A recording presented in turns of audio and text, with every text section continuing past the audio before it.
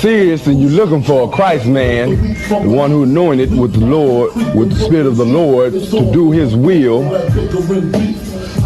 I'm that nigga.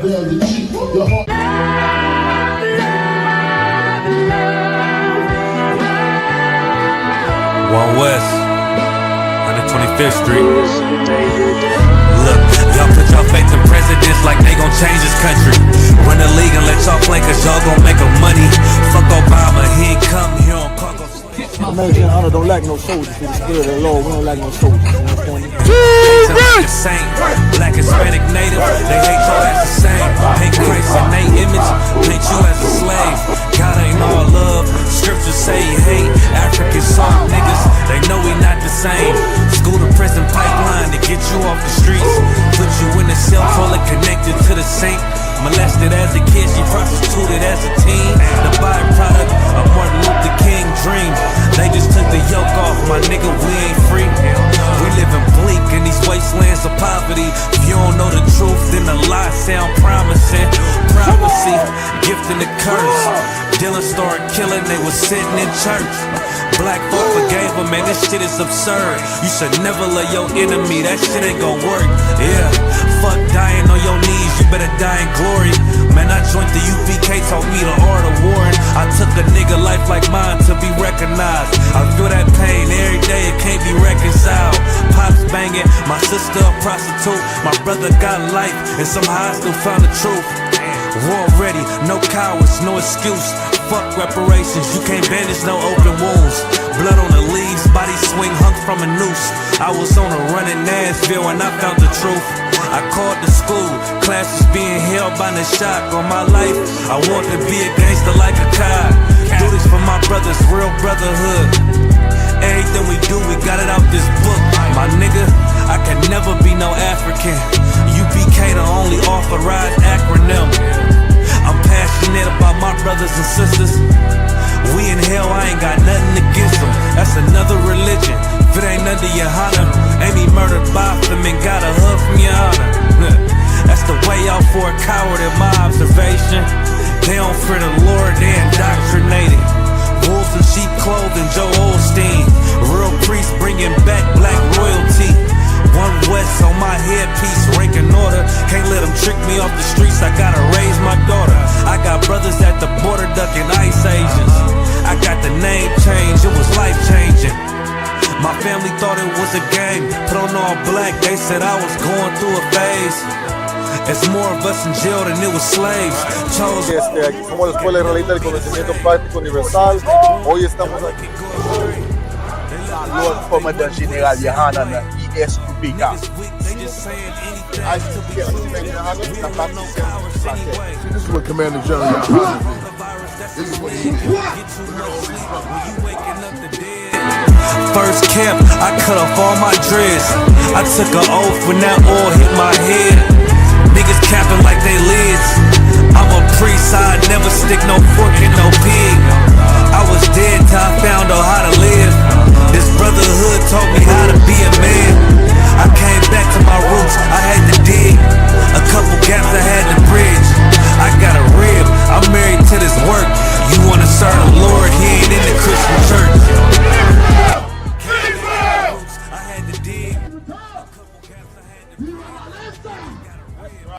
Hey, listen, brothers and sisters, man. If you like what you hear, hit the subscribe button, man. Subscribe to this channel. And also, please, go to isupk.com and pay your tithe. Drop me some cash so we can move around this planet like we need to, man, and do the things we need to do. They're one West. They're one West. They're one West. They're... Hey, Shalom, Yahweh Ba'ashem Yashai Barakatam to all the brothers, Yahweh Shemal Athan Ba'ashem Yashai to all the sisters. I'm Prison Officer 500 Barak Yala with the I.S.U.P.K, which stands for the Israelite School of Universal Practical Knowledge, started on 1 West 125th Street, Harlem, New York, under Commandant John YAHANNA. You understand, just like every Tuesday, we have our Brotherhood class, right? We learn how to love one another, who to love, who to hate, so on and so forth. It's so important in these times that we're in that we need to know how to love one another, how to get prepared for the harsh times that are coming, right? Because believe it or not, if you think it's bad now, wait till next week, till a month from now, till a year from now, right? Don't you see right now? Listen, the Lord is amazing, right? Y'all oppressing Mexicans and Latinos so much. Guess what's going to happen? You understand? You're oppressing Mexicans and Latinos so much. What happened? The Lord is giving you a plague. Y'all got a, what do you call it again? I forgot what's the name of the virus. Y'all got explosive diarrhea because you're you get that from lettuce, from fruits that the Latinos are supposed to pick. But since you oppress the Latinos so much, you know what? The Lord's like, no sweat, that I got you. You understand? That's what's happening right now. Listen, the war is back on in full effect. Trump said there's another war with Iran. He said blocking the Strait of Hormuz again. You know, what else is going on? Good night. The forest fires. Damn. The forest fires. Don't get me started on the forest fires in Canada. The forest fires in the UK. The forest fires in Spain. The forest fires in France. Listen, 2 days ago, y'all remember the forest fires had New York looking like a scene from an apocalyptic movie. Those forest fires from Canada. 2 days ago, the sky was orange in Montreal. The sky was orange throughout Ontario. It was bad. We just had a tornado warning. We never hear of a tornado warning in Montreal, ever. And guess what? It's happening right now. You understand? The topics of tonight's class is that so-called Blacks, Latinos, and Native American Indians, who are the real biblical Jews, guess what? We need to clean up the Lord's house before he comes to visit. You know, I know it's going to be a heavy class because you might have to make a part 2. Usually, I don't like doing that, but a topic heavy like that, we have to. The soul is going to be on a different level of importance to be in the truth. Not only to be in the truth, but to stay in the truth, to be steadfast, instead to be anchored down, to hone in. It's not going to be time to be weak. And if you have any moment of weakness, you know what you do? You call for counsel, man. That's what you better do. Because you're going to leave the truth. You're going to be at the mercy of every single plague, man. You'll be at the mercy of every plague, the mercy of every heathen. You know, the Lord will not have you in his bosom. He won't. That's why it's going to be a heavy class where, you're going to have to zone in. You have to focus and enjoy till the end. Matter of fact, let's get this first precept, right? Listen, any beef that you have with a brother, with a sister, it don't matter how small the beef is. You better squash that shit right now. Let's go to 1 Peter chapter 4, verse 17. Salakia. It's important to know who you are, because knowing who you are, you know that, again, there's hope, right? It's a beautiful thing to be in the truth. It's a beautiful thing to know the truth. You understand? It's wonderful. But guess what? Now that you know the truth, you have to focus on the truth. You have to want nothing but the truth, but the kingdom, because the Lord is coming. Probably yesterday, the Lord is sending Christ back to deliver his people quicker than you think. Matter of fact, let's start with 1 Thessalonians. Let's go there first. 1 Thessalonians and Romans, right? You're going to understand why it is so important for us to be in the truth, and to be in the truth and to remain in the truth. It's not for you. It's not time for you to be weak. It's not time for you to drop your sword. It's not time for you, Listen, if you leave in the truth, it's because you never wanted to be in the first place. It's as simple as that.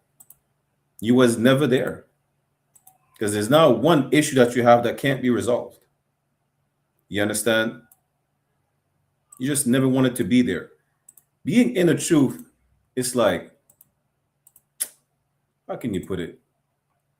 A lot of y'all treat being in the truth like it's a summer camp, like it's a club, right? You just go in and out. Listen, being in the truth, being an Israelite, it's not a club. One day you're Israelite, the next day decide not to be an Israelite. One day you're in the truth, you know, the next day you're not in the truth no more. It's not a summer camp. You can't just do as you please, right? You can't do that. A lot of us learned the hard way. You got to do as you're told, man. If not, you're gonna see for yourself. You know, you want to be disobedient. Listen, it was always about obedience. You understand? It was always about obedience. You got to do as you're told, man. Because when we do as we please, guess what? Guess what happened? We're delivered into the hands of the heathens every single time. That's what happened. You understand? You can't treat the truth like it's a summer camp. You can't treat the truth like a lot of y'all treat the truth like your old relationships. You have an exit plan. Listen, when you come into the truth, there is no exit plan. Being brought into the world, we're brought into the world, right? We're brought into this world, into this discussing society. Our exit plan is the truth.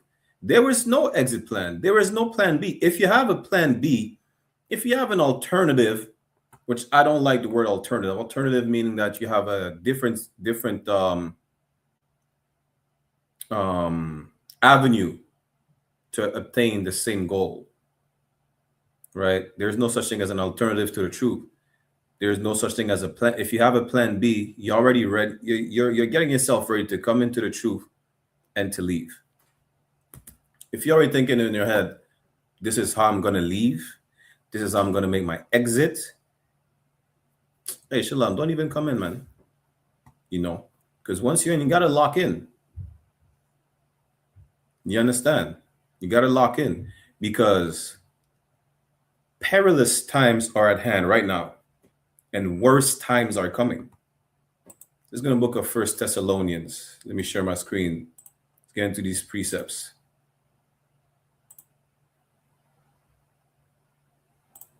Salak, y'all bear me 1 second. Any questions, comments, y'all feel free to put it in the chat. We live on I.S.U.P.K. Montreal, Toronto, IT, and Boston on YouTube, I.S.U.P.K. Montreal in Canada on Facebook, and on Barakiala, UPK on Bigo. Like, share, comment, subscribe, ask questions. If you have any questions, I'll try to answer them to the best of my ability, right? This is the book of 1 Thessalonians, chapter 5, verse 1. But of the times and the seasons, brethren, ye have no need that I write unto you. Meaning what? Listen, those people, it was not for them. What we're about to read was not for them. It was not for this generation. You understand? It was our generation. As we see it today, all these signs that were prophesied, whether it's in the Apocrypha, it's in the Old Testament, Apocrypha, the New Testament, all the signs that Christ prophesied about when it came to the end of the world. You know, you're being told right now, yo, listen, but of the times and the seasons, brethren, you have no need that I write unto you. You don't need to break down. I don't need to tell you about these times because it's not for you. It's not for your generation. You understand? Listen, Christ just left. Christ literally just left. Right? Christ died, he came back, and he just left. He's not just going to come back right away. We are to teach it. We are to gather the 12 tribes together again. The Lord wants a certain number of brothers. He wants 144,000 of them. He wants to establish the governing body of Israel. Really, he wants all to come to repentance. It grieves him to see us punished. It grieves him to see us destroyed. But we have to wake up now, man. And he gave us certain indicators. Let's call it that, right? Certain signs as far as indication about Christ coming back.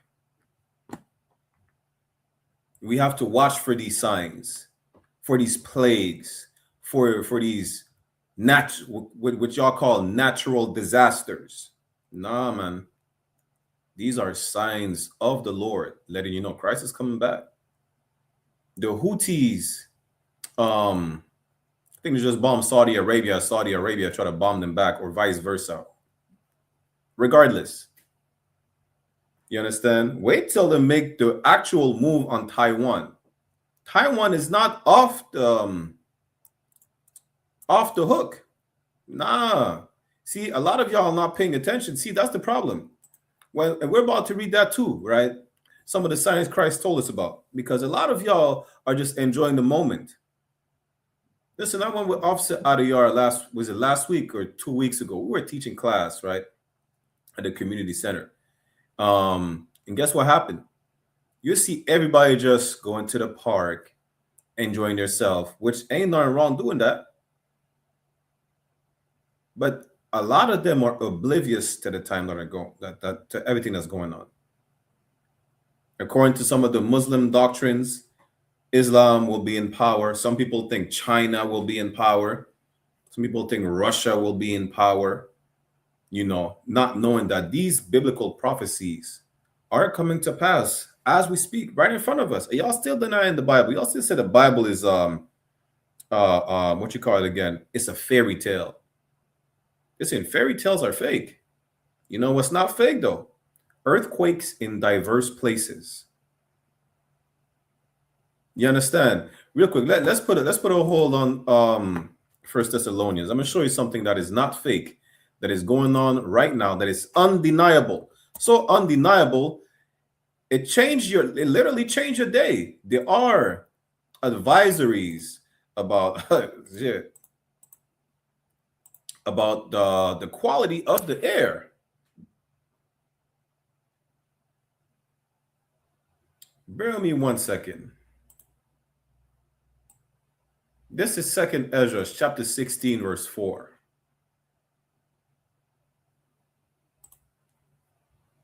It says, a fire is sent among you, and who may quench it? Y'all, listen, I think some Canadian cat died a couple days ago because he was trying to help extinguish some of the fires that are spreading from Canada to the U.S. Y'all can try to stop all these forest fires as much as you want. It's not going to stop.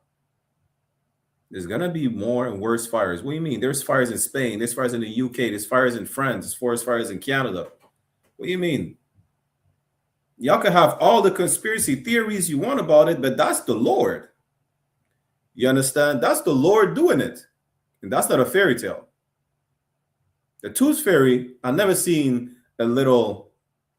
Damn, I just realized the Tooth Fairy is a little white prostitute with wings. I never seen such thing come under my pillow to take one of my loose teeth when I was a kid. You know what I see though? A fire that is sent among you. A fire is sent among you. Who may quench it? That I see. A Shalom Aizan Yahweh Shebrakatah, Mosai in Christ. You understand? That is real. There's been a few earthquakes throughout the planet Earth. I remember I have made a clip about the earthquake in Japan on New Year's, like 2 years ago. Some devil told me, well, it's Japan. It happens all the time. Guess what? It happens damn near every month. There's an earthquake in the Caribbean. There's earthquakes around Montreal. There's earthquakes around Canada. There's earthquakes around the U.S. There's earthquakes all over the planet. That is not a coincidence. That doesn't just happen all the time. You know, show me where in the fairy tale it says something will happen as described in the fairy tale and it happens in real life. Show me that. You understand? Because I'm showing you biblical prophecy, something that was told will happen. And you know how a prophecy is true? When it happens. Like Deuteronomy 28:68, when the Israelites would have been brought to captivity by the way of ships. Guess what? We were brought to captivity by the way of ships during the transatlantic slave trade. You understand? Native American Indians were the first one on slave ships. Matter of fact, Salakia, Taino Indians were the first one on slave ships. Then it was Native Americans. Then all the Mayans and the Incas, everybody went through slave ships. That happened. Prophecy about us losing our culture, that happened. Prophecy about our family structure being destroyed. You can't tell me blacks, Latinos, and Native are not Israelites. I mean, you could, but you can't prove it. You understand? Let's get back to 1 Thessalonians, man.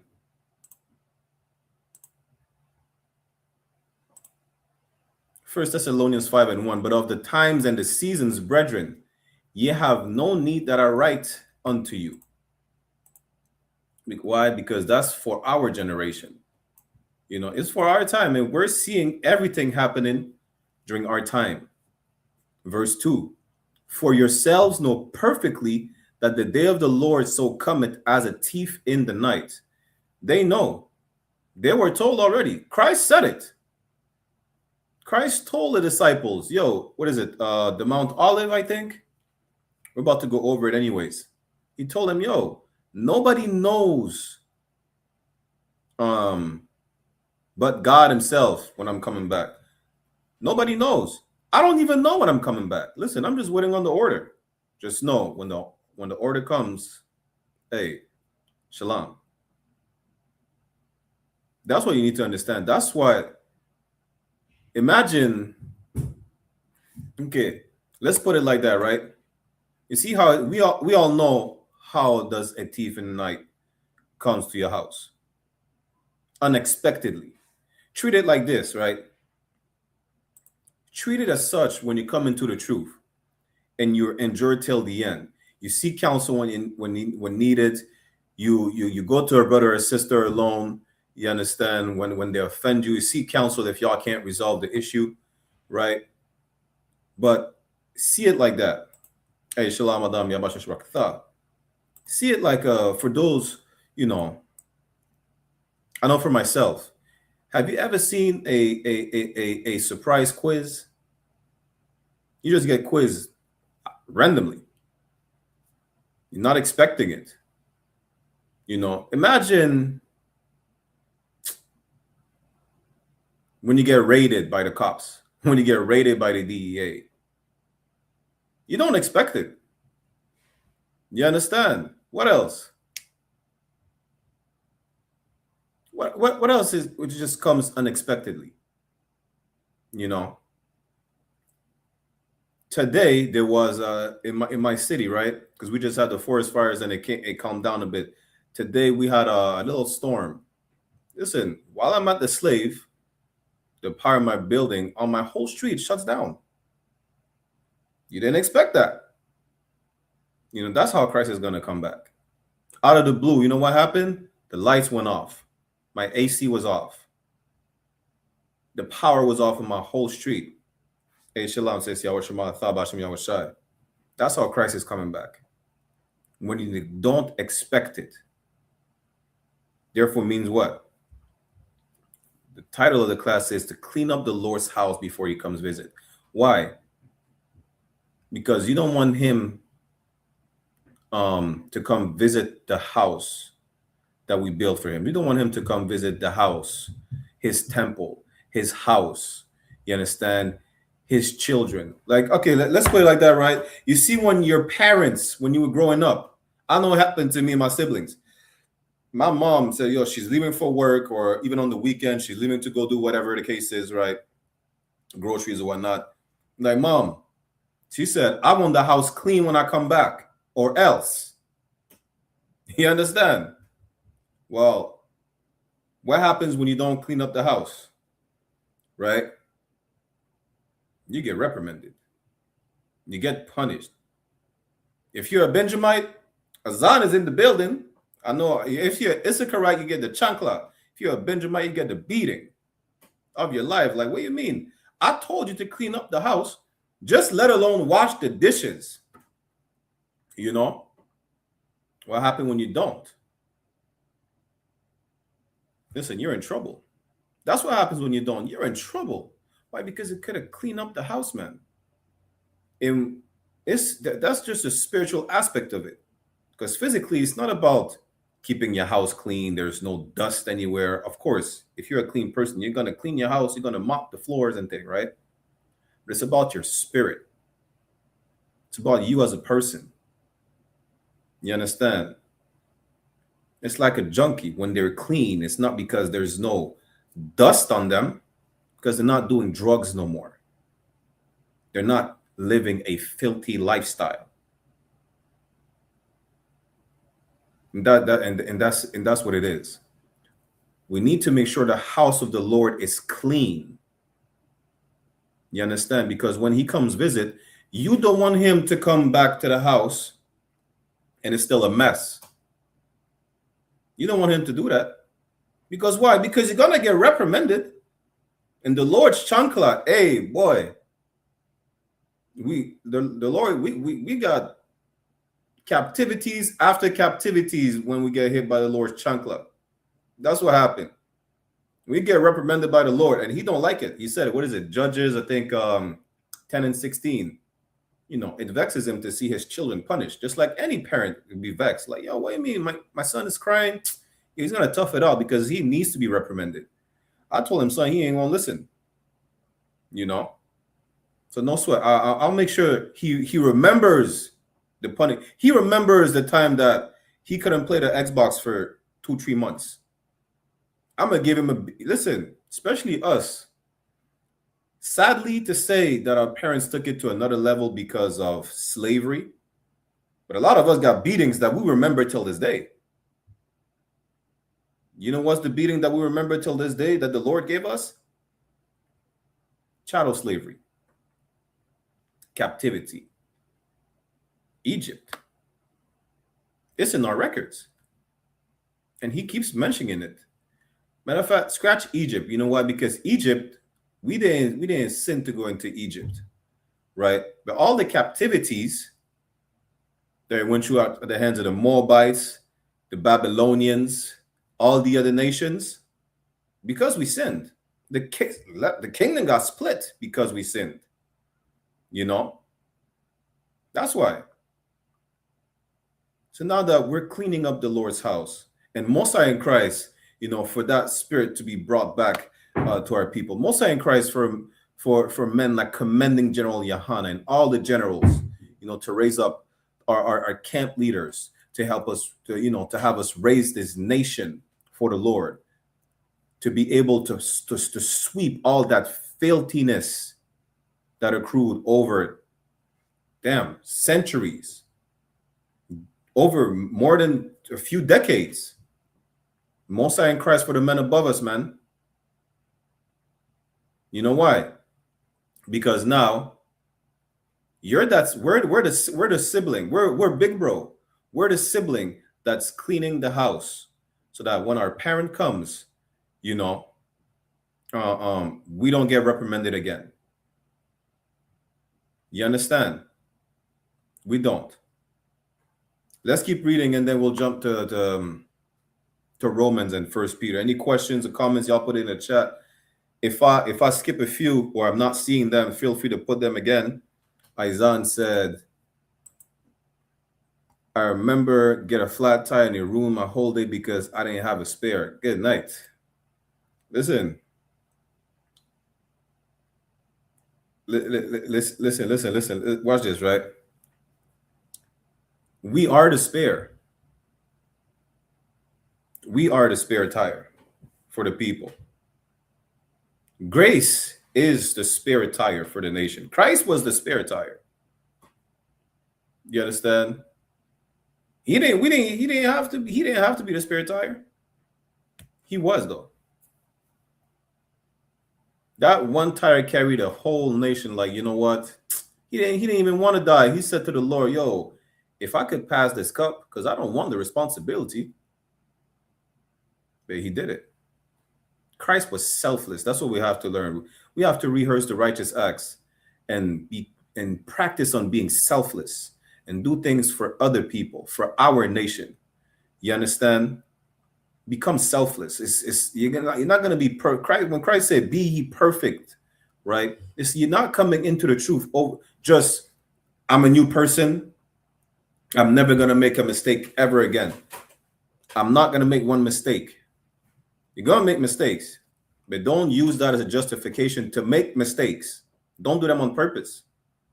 Don't be like, yo, I'm young, so I'm gonna be forgiven. No, just avoid making mistakes. But it's gonna happen though. Because to be perfect, you have to become perfect. You understand? It's a process. That's why we rehearse the righteous acts. What is it to rehearse? It's to practice. Every day, practice brotherhood, man. Check on your brothers. Listen, go over these precepts. Come to class. Ask questions. Practice brotherhood. Practice sisterhood. Every day, raise your kids as such. You don't have to break down to your kid, yo, when they're 18-year-old or whatnot. Yo, if a brother offends your sister offends you, go to them and them alone. You raise them to do that all the time. They know it. You see how the law is in our inward parts or whatnot?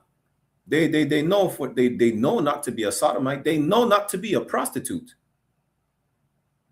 Now, before we get back to the precept, right? Growing up, my mom used to tell me, have critical thinking. They're gonna be able to analyze everything with universal, practical knowledge, which is gonna be their base of the critical thinking that they have in the world, especially in the world that we're in. They know it's gonna be wrong when they go to school and the teachers tells them about gender fluidity. I think that's the term they're using today. What the hell is a gender fluidity? Just go with the flow? What is that supposed to mean? You understand? Today, I seen a video of this white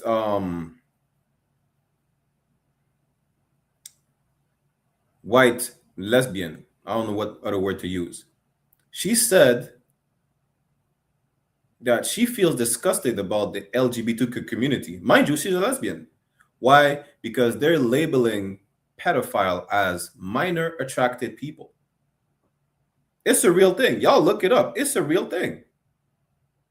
Well, our kids in the UPK raised the way we raised them, according to the law, statutes, and commandments, according to our foundation, which is the Bible, which is our record, our constitution. You have to worry less about your kids being influenced. Why? Because they have that solid foundation that is not of the world. What Christ said, though y'all be in the world, be not of the world. Our children, the children we're raising, the men and women that we're building up, right, coming out of the world, they're being raised with this knowledge and wisdom of the Lord. You understand? We have less to worry about now. You know what? I ain't gonna argue about my woman about, she wanna wear a two-piece bikini at the beach. She knows not to show her nakedness. I ain't gonna worry about my daughter growing up talking about my body, my choice, so she get like 15 abortions. She knows not to commit murder. You understand? We have less worries, but even then, I'm saying this like it's easy. I'm not saying it's easy though. But we have less worries when it comes to growing up in the truth, becoming a new creature, having a solid foundation where there's no cracks, there's no stumbling block, there's nothing. The only stumbling block you may have because you still have something in the world that you're attached to that you don't want to let go of. You understand? And Christ said this, you can't have two masters. You can't serve two masters. You're going to have to pick a side. You're going to have to let go. Because imagine, right? And then we'll go back to the scripture. Salaki if I'm long-winded. Imagine like you see the movie Spider-Man with Tobey Maguire. He's in front of the train and he's holding the two, he's trying to slow down the train. He's holding on one side, on one hand, on the other hand, he's got the spider webs. Right? Now he's going to have to let go of one of these webs. I'm talking about you. Imagine you're above, like, what's it called in English? A precipice. Damn. a cliff. I forgot how you call it in English. The point is this, right? If you hold on to one side, you have no choice but to let go of the other side, because what's going to happen if both sides are pulling you? What happens then? What happens when both sides are pulling you?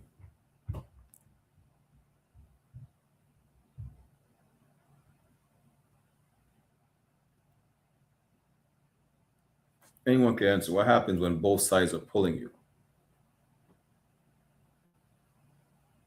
I'm going to give y'all 30 seconds because I've been long-winded. I'm trying to get back to these precepts. What happens when both sides are pulling you?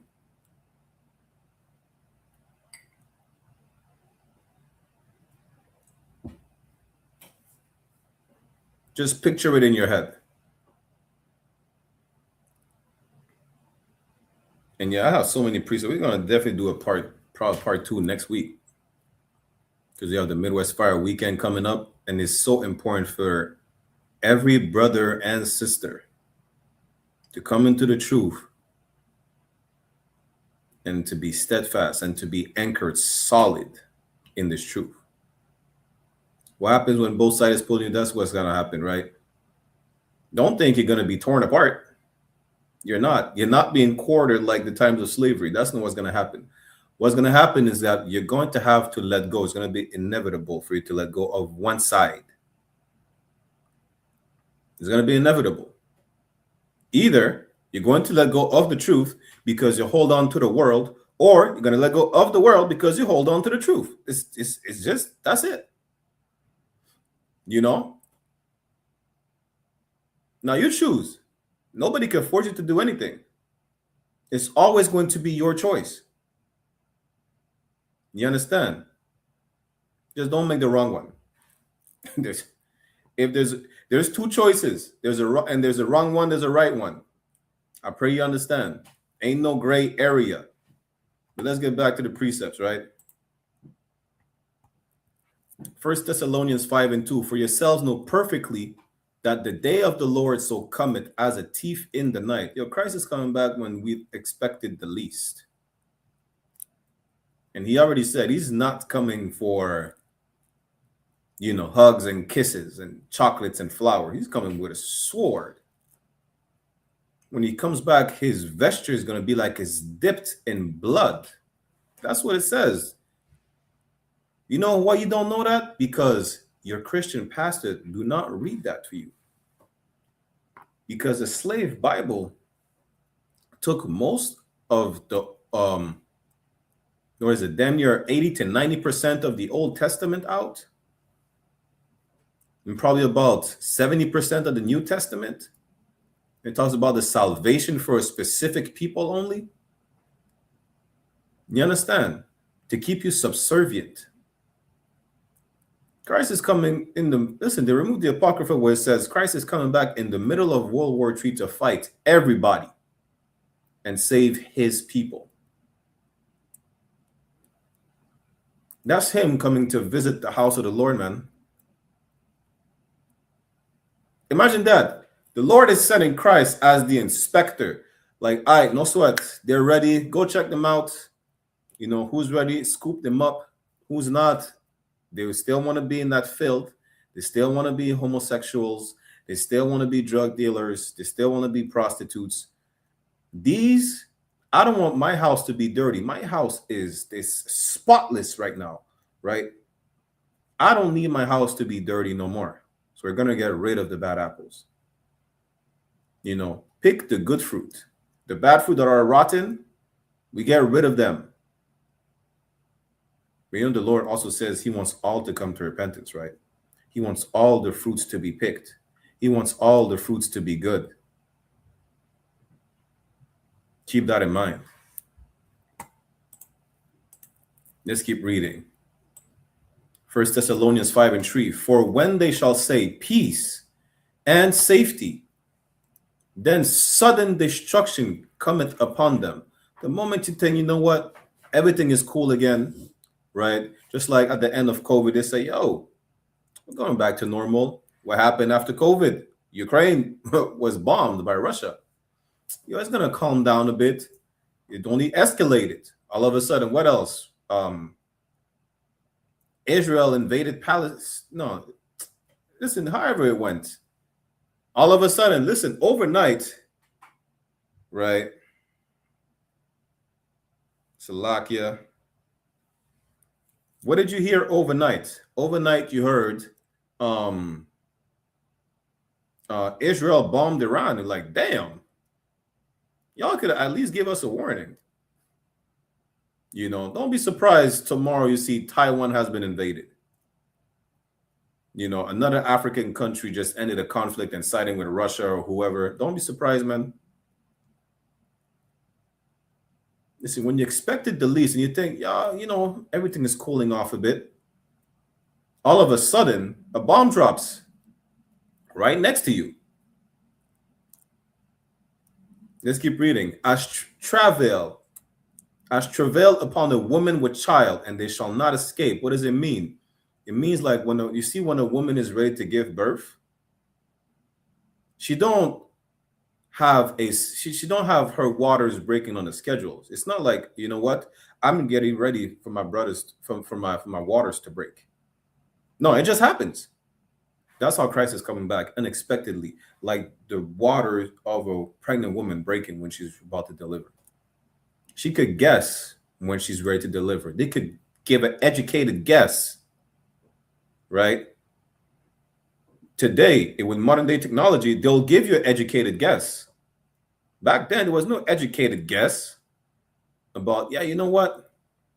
You're 13 weeks pregnant. You're this amount of days and weeks pregnant. Your waters might break tonight. Waters might break right now. Give it about 10 minutes. Ain't no giving about 10 minutes.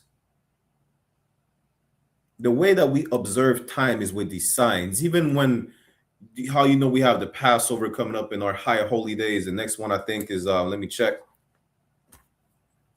There's a memorial of blowing of trumpets. We observe the moon cycles. There are signs. It says the moon is given for us for signs and seasons, right? We observe the moon cycles. We see different signs. Christ talking about war, rumors of wars, earthquakes. We just read in, what is it, 2nd Ezra 16 about the fire and all the plagues. Listen, I told you the beginning of the class, there's a plague that is affecting y'all like never before. Why? Because y'all hate Mexicans. Mexicans picking up these fruits for y'all, these vegetables. The Lord said, yeah, no sweat. You know what's going to happen? I'm going to plague you with explosive diarrhea that you get from lettuce, that you get from fruits that the Mexicans would have picked for you. But you decided to oppress them even more than you already did. It wasn't enough to steal the land, but no sweat, I got you. You know what I'm going to do? You're going to get explosive diarrhea. I think, let me get the term. I forgot what's the term of it. I'm going to give you the exact term for that. They call it a virus or whatnot.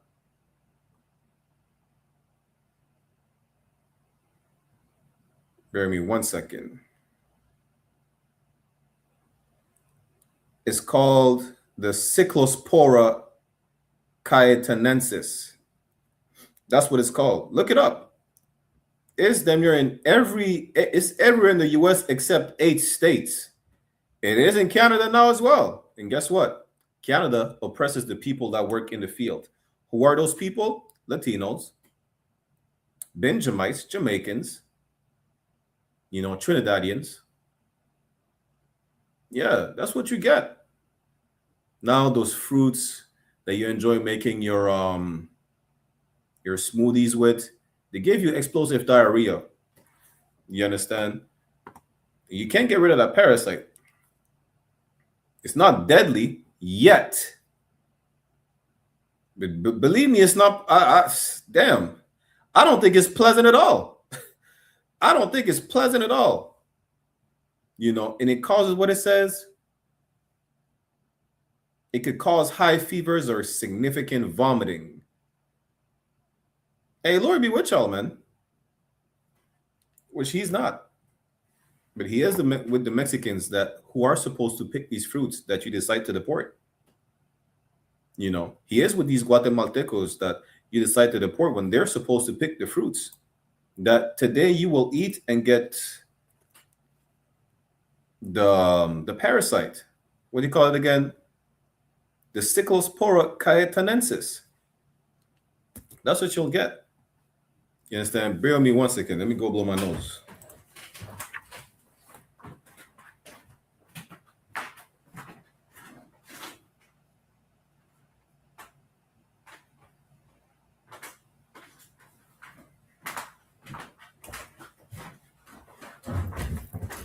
Salakia. See y'all, John Muhammad. I think he said it. Yo, was it on Monday on the show? Yo, it's hot over here with these forest fires. You gotta have the AC running damn near 24/7. You'll be with a cold and summer, you know. But let's get back to it. Let's go to verse 4, right? We'll probably read till verse 9. 1 Thessalonians chapter 5, verse 4. But ye brethren are not in darkness, that day should overtake you as a thief. You understand? You got to be prepared, man. You got to wake up. And that's where I was trying to bring you, Salakia, earlier to Romans chapter 13.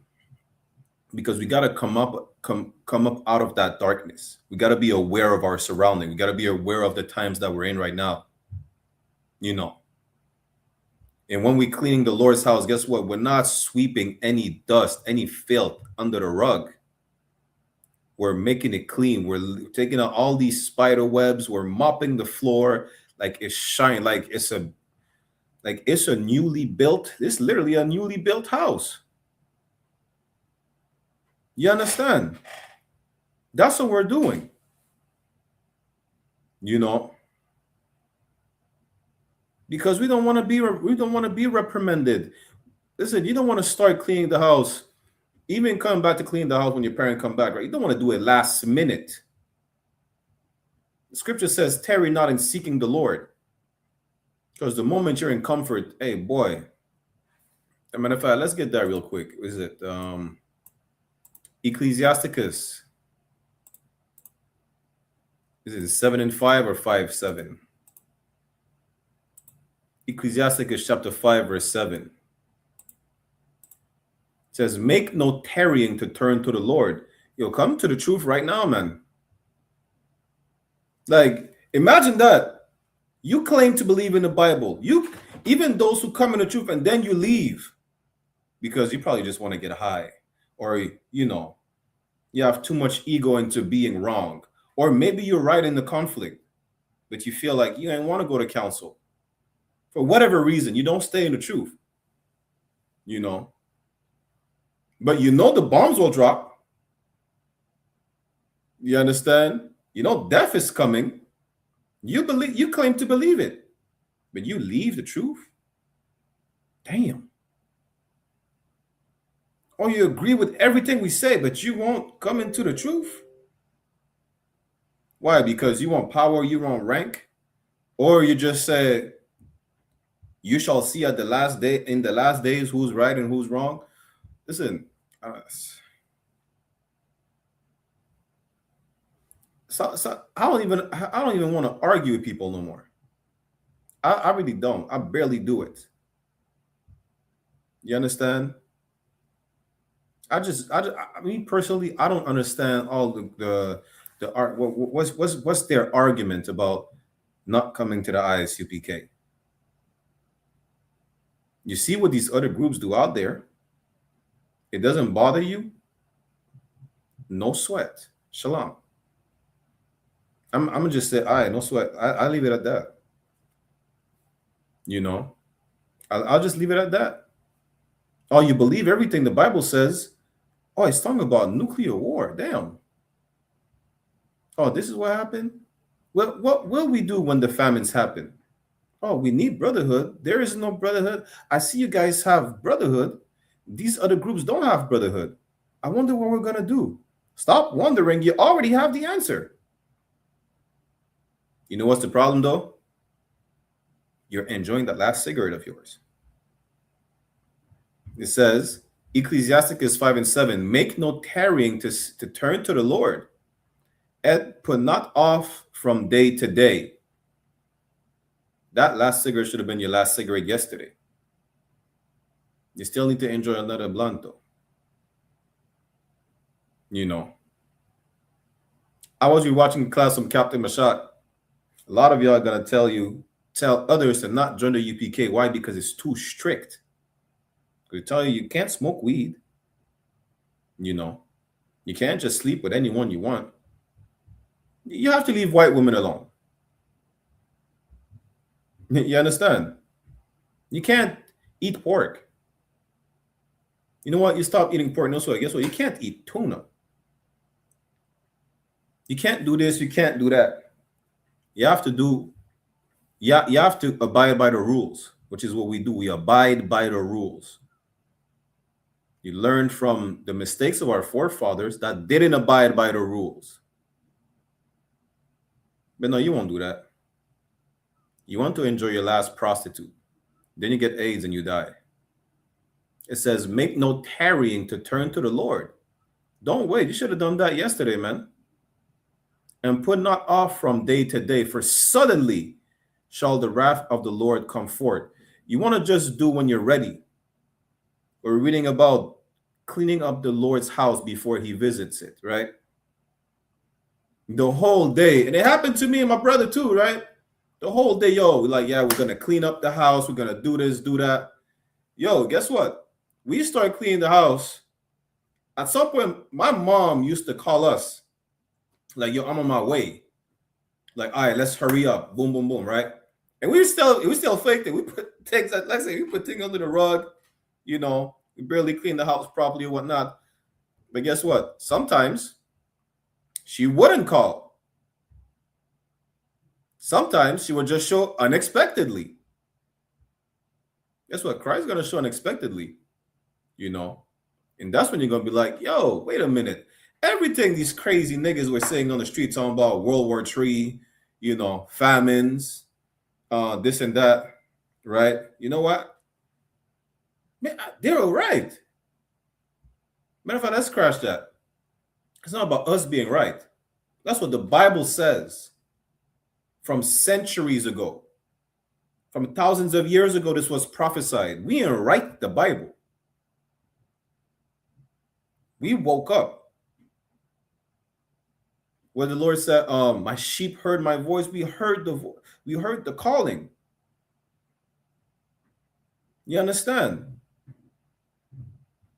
And we're telling you the same, like, yo, hey, you know you're Israelite. You know these Latinos were the same people. These natives were the same people. This is the tribe of Gad. This is the tribe of Benjamin. Boom, whatever the case is. Now that you know the truth, go teach it. But I'm lazy. Lazy?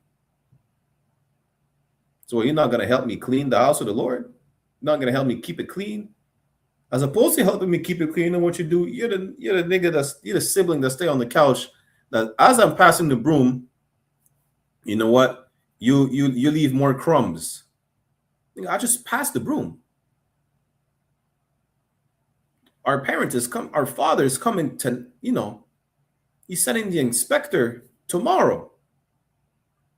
Yo, listen, soft things, man. You know, it's just a few crumbs. Yeah, those few crumbs is your cigarette ashes. It's not a light thing. You understand? Those few crumbs is you as a sister not covering yourself up. It's not a light thing. You know, what you think is a light thing is really not. Guess what? I'm gonna put you out the house, and I'll make sure the house is clean. We'll make sure the house is clean. You understand? If you want to be like the others outside, you be like the others outside. You know what? Stay outside. Over here, we'll make sure the house is clean. You could come back though. The door is not locked. You can come back, help us clean the house. But we're not going to wait for you to do it. Because when our Father comes back, the house is going to be clean, pristine, like it's going to be shining. You understand? Because we don't know when he comes back.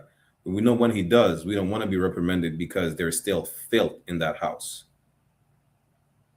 You understand? Damn right, Isaiah. Can't be like a lazy child. Right? You can't be like a lazy child. Lazy child, you know what lazy people do? Lazy people think they could cheat on a test. They could cheat on a quiz. Ain't no cheating with the Lord. Ain't no cheating. What are you going to do? You going to stop eating pork when Christ comes back talking about, I ain't eating pork no more.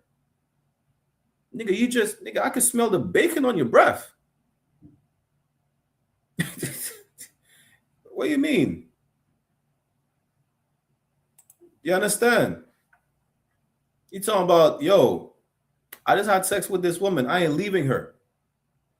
She's about to leave you the moment you pay her. Because you slept with a whore. Because you love prostitutes. You think you're gonna cheat Christ? You think you're gonna cheat God? Yo, you know what? I love my brothers now, man. Listen, I'm siding with these Mexicans and whatnot. You know, Mexicans are about, yo, we siding with the blacks. Y'all still gang banging. The Lord comes, y'all be like a lazy child cheating. Just wait till the Lord comes and pretend like, yo, I helped my sibling clean the house. You see the dishes? I did that. You ain't did nothing. You watched the dishes dry. That's what you did. You were outside the whole time. Doing what? Playing with these heathens. Being a disgusting, filthy being that you are right now. So like, bear with me 1 second.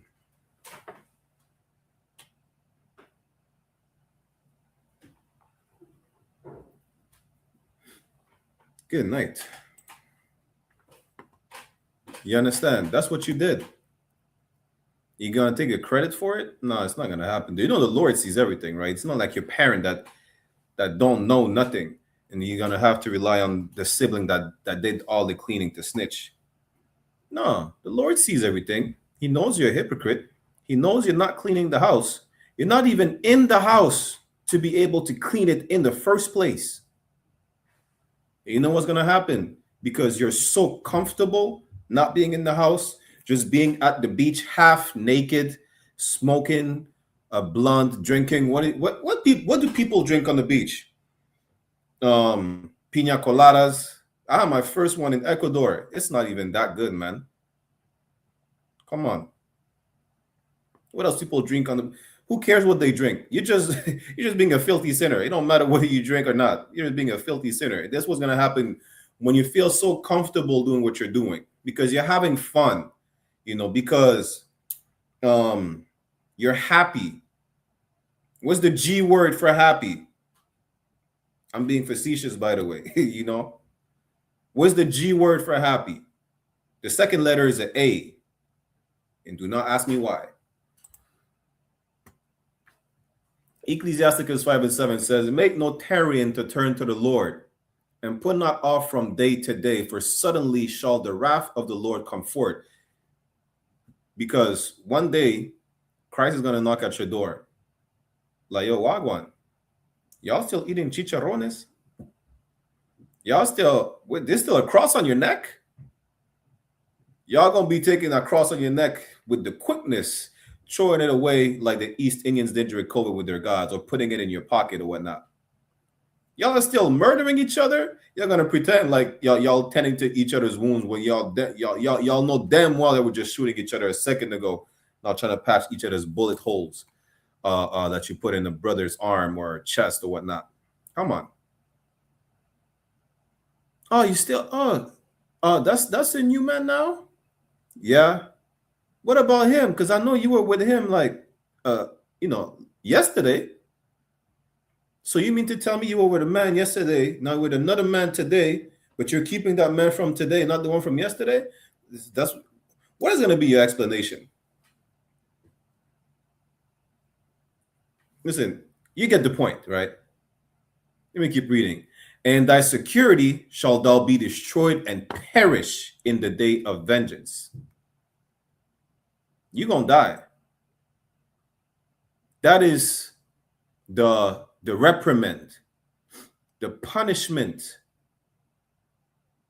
that's going to happen when the Lord comes check up on his house, man. check up on his kids. Like I told him, yo, y'all just come back in my good grace. You understand? Y'all just come back, man, and I got you. Yo, the whole premise is about getting back what you lost since Adam.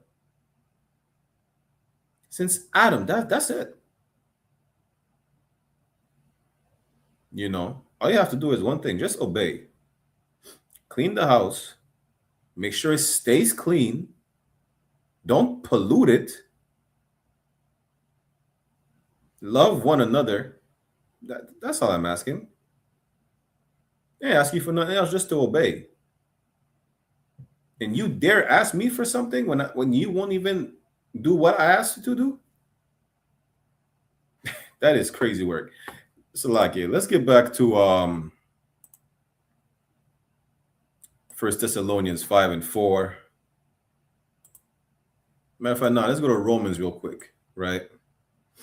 Chapter 13, verse, what does it say? Verse 11.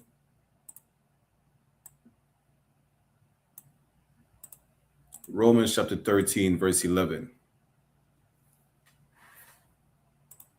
You understand? It says, and that knowing the time. Why? Because we have observed the signs, man. We see the signs. Listen, blacks, Latinos, and native, you know, we're just, listen, we're so destroyed, we just refuse to fight. Well, you got to fight that drug, man, that's keeping you asleep. Got to fight it. You got to fight that feeling that it's time to wake up when the alarm rings, but you're putting on snooze. That snooze button is the weed you smoke. That snooze button is those whores you won't let go of. That snooze button is every single disgusting, filthy habit that you adopted from these filthy, disgusting heathens. Just read it again. Romans 13 and 11.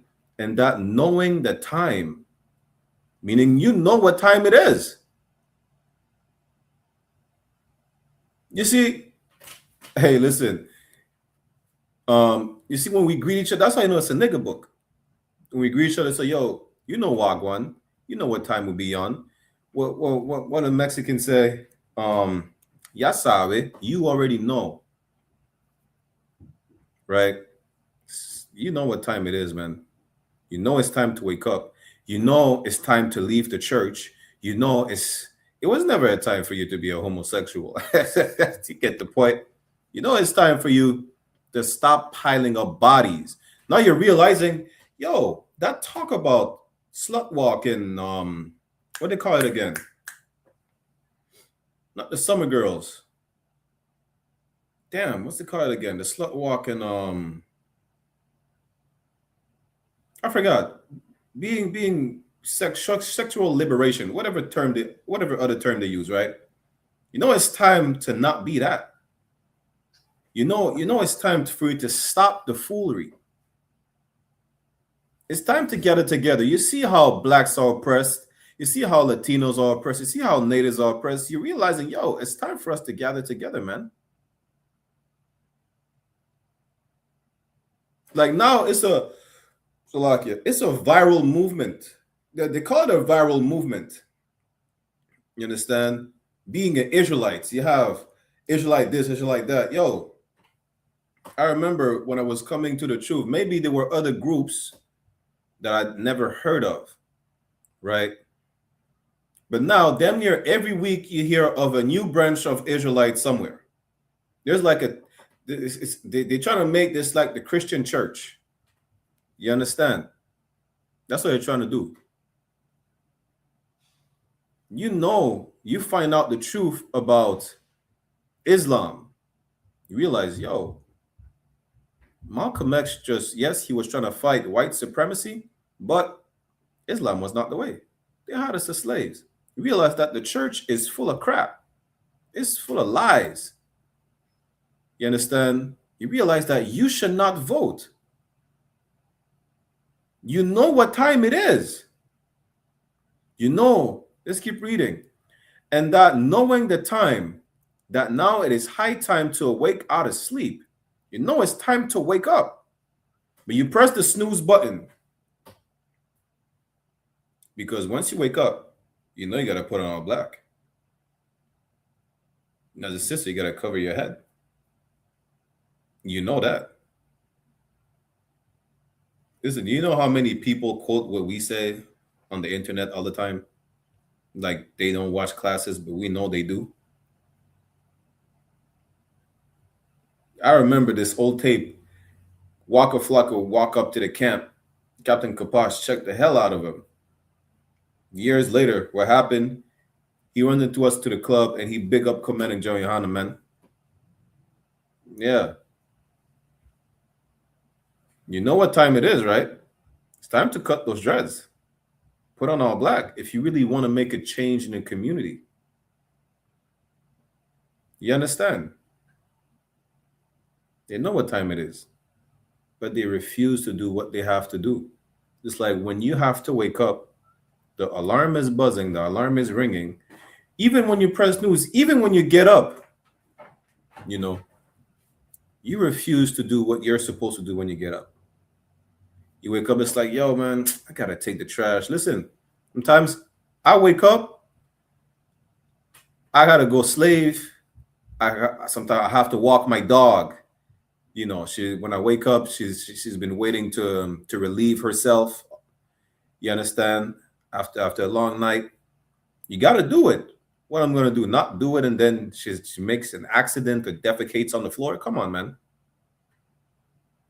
You got to do it. Don't matter if it's in the middle of the night. It don't matter what time. You got to do what you got to do. What we got to do is come to the truth. Is come back to the law, statutes, and commandments. Is gather together, O nation, singular, not desired, and hold on to it.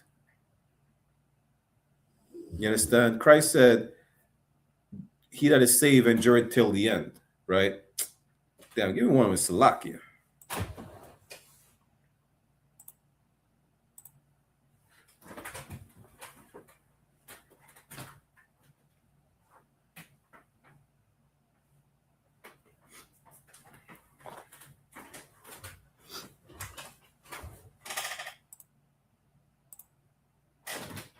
Salakia. Boy, this is not funny.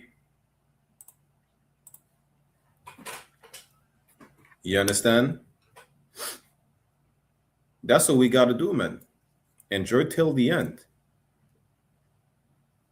Let's read it from the top again. Romans chapter 13, verse 11. And that knowing the time, that now it is high time to awake out of sleep, for now is our salvation nearer than when we believed. Listen, our Father is sending Christ tomorrow. Make sure your house is clean, man. Because you think, what, they're 15 miles away. I think it's probably 300 meters by the house. About to crack the sky open. He's unlocking the door as we speak.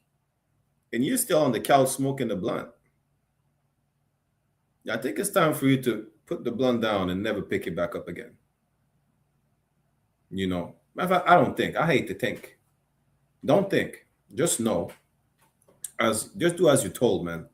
It's time for you, as we were told, that it's time to wake up. Why? Because Christ is coming back yesterday. That's why. It's going to be sooner than when we believe. You might think the war going to be prolonged until somehow someone uses some minor nuclear weapon. Now it escalates even quicker. It's like, damn, I thought I had more time to stop smoking. I thought I had more time, one last Christmas. I thought I had more time to enjoy whatever people enjoy in the world. Listen, sometimes I don't even understand no more how they enjoy whatever they enjoy in the world. You understand? Let's keep reading. Verse 12. The night is far spent. Salakia, let me get the comment real quick. Aizan said, Salakia, I think some people don't come into the truth because they don't want to pay tithes. It's not just about tithes. Listen, people go to church and still pay tithes. It's not about tithes. Because when you come into the truth, you're going to have to pay tithes like you do in the church. You know what you can't do when you come into the truth? You can't sleep with children. You can't sleep with prostitutes. You cannot commit adultery. You cannot be a whore and a homosexual transgender pastor or whatever I just said. I don't even know how that makes sense, right? But that exists. There are transgender pastors. The whole congregation is a whorehouse and a rainbow club. You know, they molest all the kids.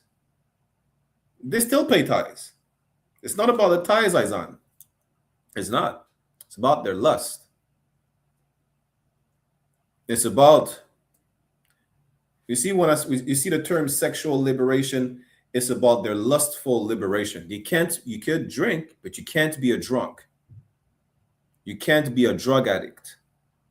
Drug addict, they go ahead, they go to church, they pay tithes, believe it or not. You know what you can't do? You can't hate Mexicans. You can't hate Latinos. You cannot hate Haitians and come to the truth. You cannot be a hypocrite. It's not about the tithes. It's about being held accountable. Listen, it's really not about the tithes. They pay tithes in the church. They pay, what is it? I forgot what's the name. I don't think it's the jizya tax. There's another word for it in the Muslim mosque. They also pay. You know, it's not about paying. They really don't give a damn about that. They're just sinners, and they want to be hypocrites. They want to keep saying Christ died for my sins, so that my sins, the sins that I do right now, have already been forgiven for. They want to remain filthy, disgusting sinners. You want to remain what, Izan? You said it earlier. What did they want to be? You said it. Scroll up. You said it. You said what you should not be. Come on, man. You said it earlier.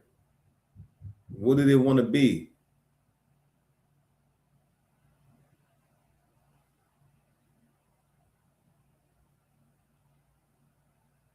And it's not the G word, even though that too.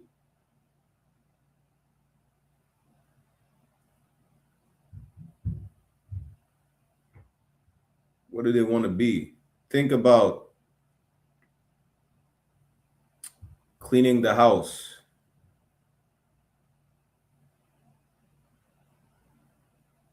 You know, not getting up in the morning, even though you know it's time to wake up.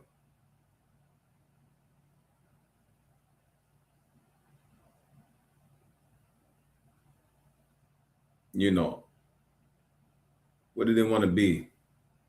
For time, yeah, exactly. They want to be lazy. That's it. They don't want to do the work. You know, ties, no ties, it don't matter. They don't want to do the work. They want to be lazy. You know, they don't want to clean the house. Yes, the house is filthy. They want to sweep everything under the rug. They want to be lazy. You know, you just pretend to serve the Lord. Meanwhile, you're in the house of Satan. That's it. You're just lazy. You don't want to fight. You have to imagine that. You have to fight every day, right? And don't think when you come to the truth, it's gonna be. You're definitely gonna do a part 2 of the class, man. Shit, damn.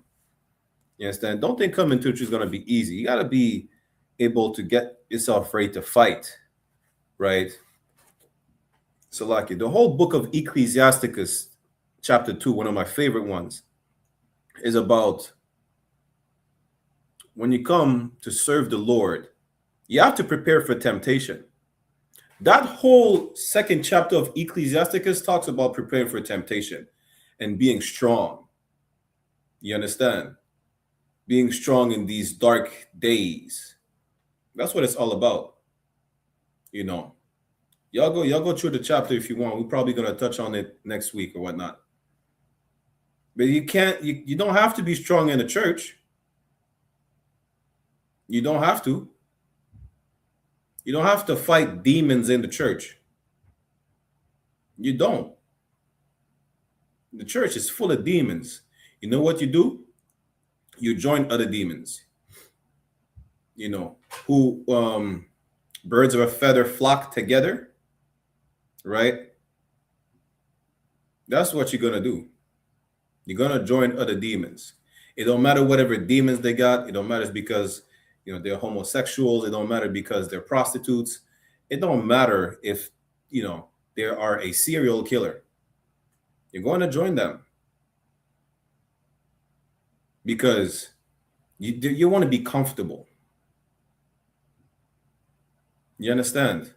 You're okay with comfort. You know what's not comfortable? Having to get up, having to pass the broom, having to make a bucket full of water, put the soap or whatever cleaning product you use. Some people use vinegar to make the wood floor shiny and thing, with some lemon drops, right? You have to burn incense. You have to wash the walls. You have to clean the fridge. Nah, man, what about just sweep all the dust under the couch and it looks clean, man. It's good. All glitter and gold, man. That's it. Y'all just lazy. Y'all don't want to fight. Y'all just lazy. You don't want to have to fight the demons. A lot of y'all don't know how to fight, but a lot of y'all, you're just going to have to stop being the disgusting person that you are. It's easier doing it. It's easier. Falling is easier than climbing a rope because now you have, listen, it's too much spiritual exercise. It's too much. You don't want to lose that wicked weight that you got. You understand? That's really it. Forget about the tithes. They'll pay tithes and still smoke a blunt. You understand? Let's get back to it. Now let's go to real quick. Let's go to 1 Peter chapter 4, verse 17 for time's sake.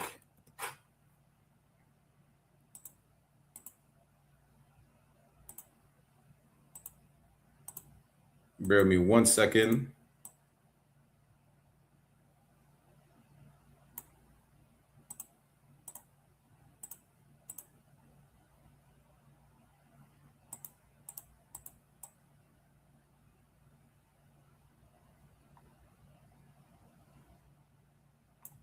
What I say, 1 Peter chapter 4, verse 17.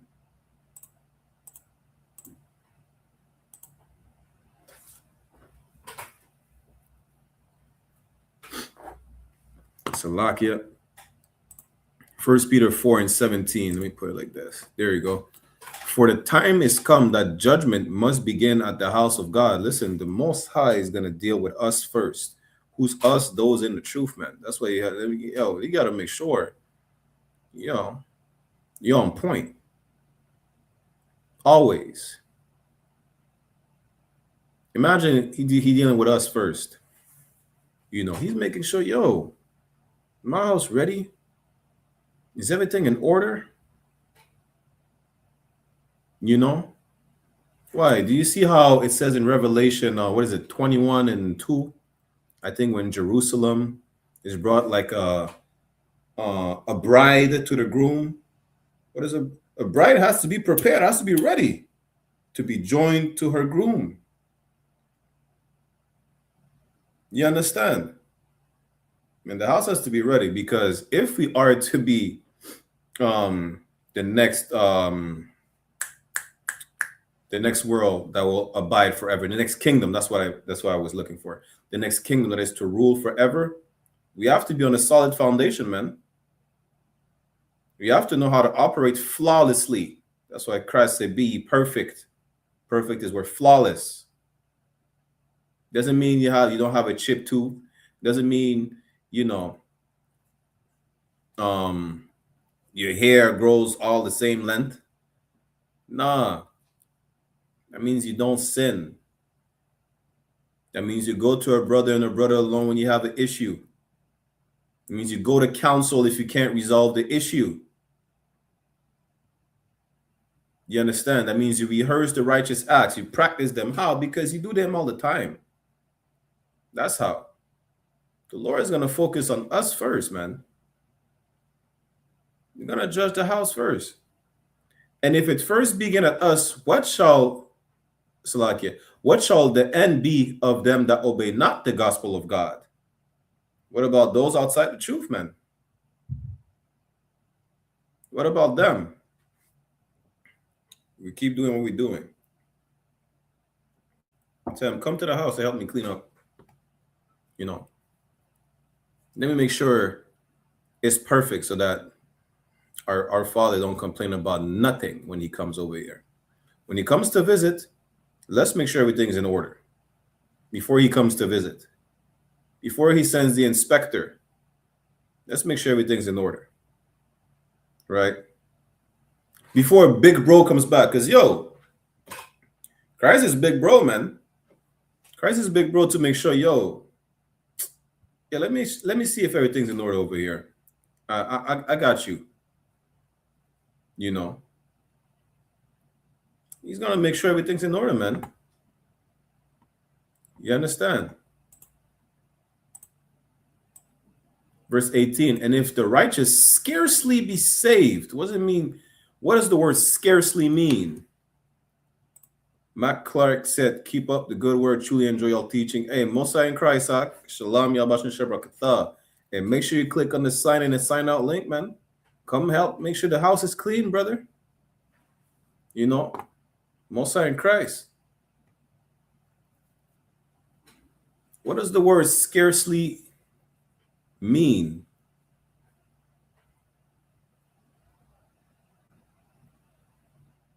Let's look at the definition of the word scarcely.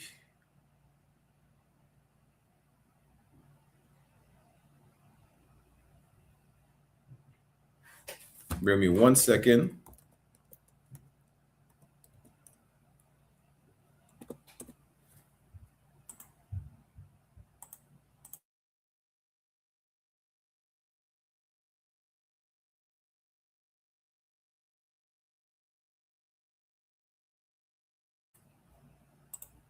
What is the word scarcely? Let me share my screen. Scarcely is an adverb meaning almost not, barely, or only just. Damn, listen.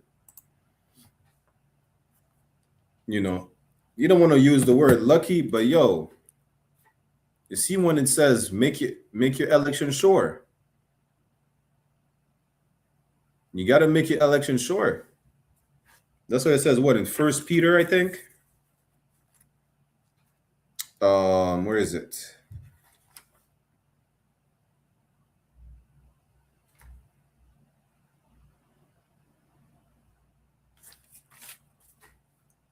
Is it in First Peter? The point is this, man. Scarcely is that you barely made it. You understand? Imagine that.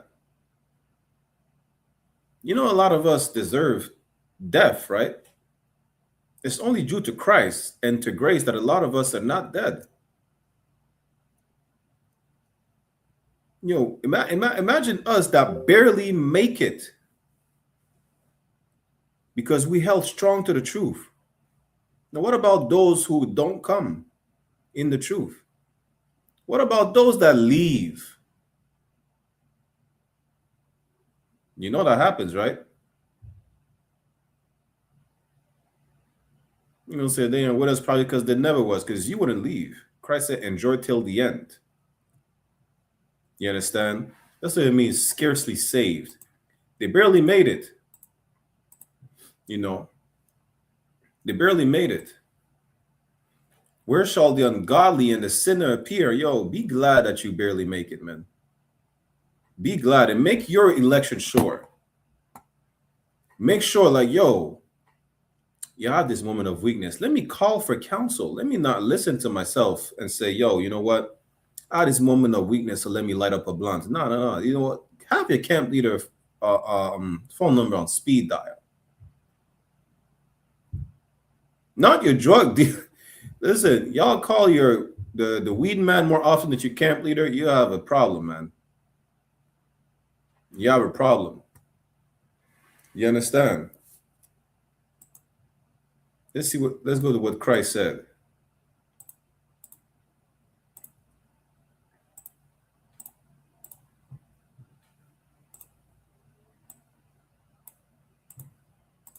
Matthew 24:13, Christ said, but he that shall endure unto the end, the same shall be saved. Endure till the end. And the end is near. It's closer than what we think. You know, I don't know if a lot of y'all don't pay attention to the news. I know that for a fact. I know. Y'all don't pay attention to the news. Y'all don't pay attention to current events. Y'all don't pay attention to nothing. You know. Some of us do. Not because we're conspiracy theorists. No, you know. Some of us always pay attention to the news. Some of us are able to see or watch for the signs that Christ prophesied about. Those wars, those plagues, those earthquakes in diverse places. I'm like, yo, damn. Christ is coming back. We better fix up now. You know, some of y'all do exactly what people were doing during the time of Noah, which is not care about a damn thing and party every day. You know, marry. We know sex is marriage. That's what a lot of y'all do. Let me see if I could get, for time's sake, Matthew chapter 24, verse 37.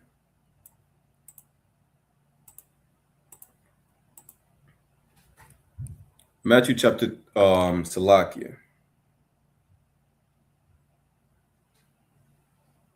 Chapter 24, verse 37. But as the days of Noah were, so shall also the coming of the Son of Man be. Which is what? We just read it. Nobody knows. Everybody thought we were crazy. Everybody thinks we're crazy. They're just partying, they drinking, they're having sex left and right. That's what they were doing in the time of Noah. But just like the flood came unexpectedly, so will Christ. Verse 38, for as in the days that were before the flood, they were eating and drinking, marrying and giving in marriage until the day that Noah entered into the ark. There's going to be a day you're going to look for us. You're like, yo, where are they? You understand?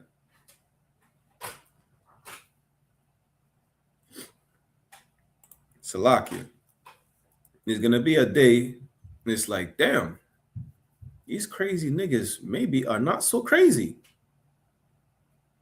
Maybe it's time for us to stop all that partying. Yeah, you know what? We already read that. It's high time for us to wake up and stop going to these functions where all manner of sin happens. You understand? Let's keep reading.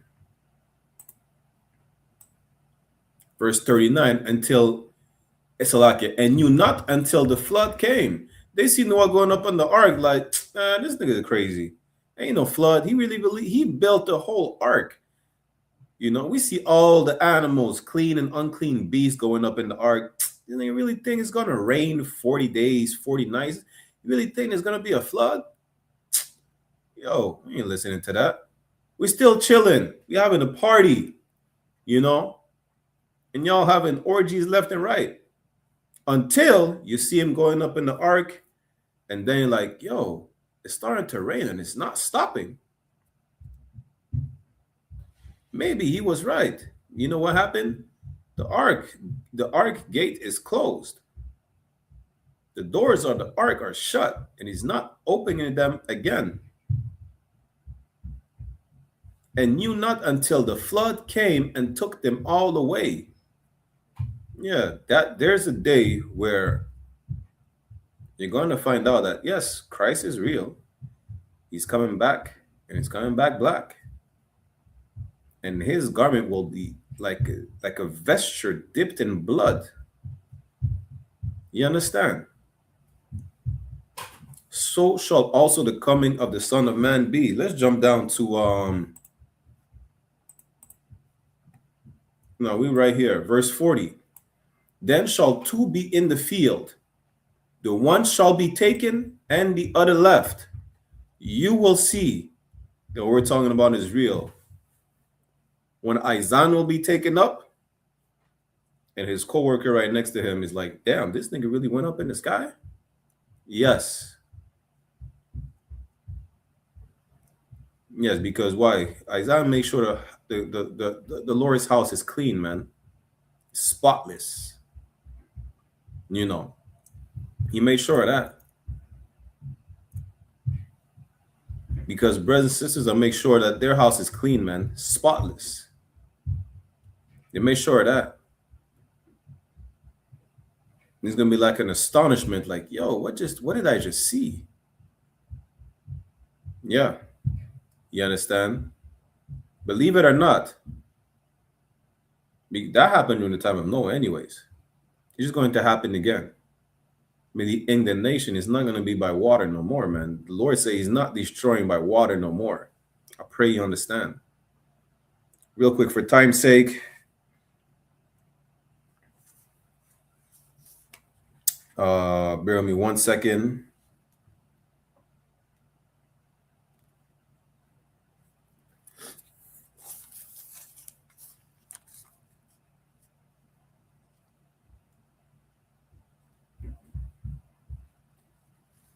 Let's go in the book of 1 Peter chapter 1, verse 13.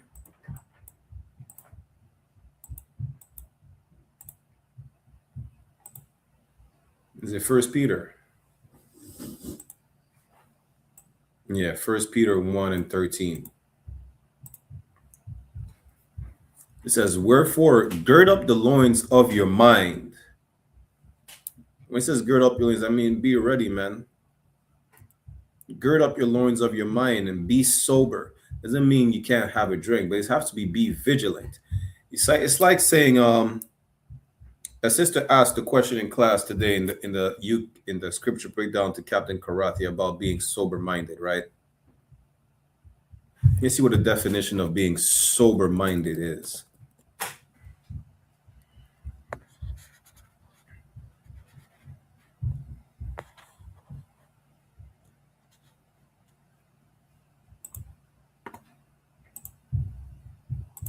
I'm not sure if y'all could see. Let me see if I could zoom in.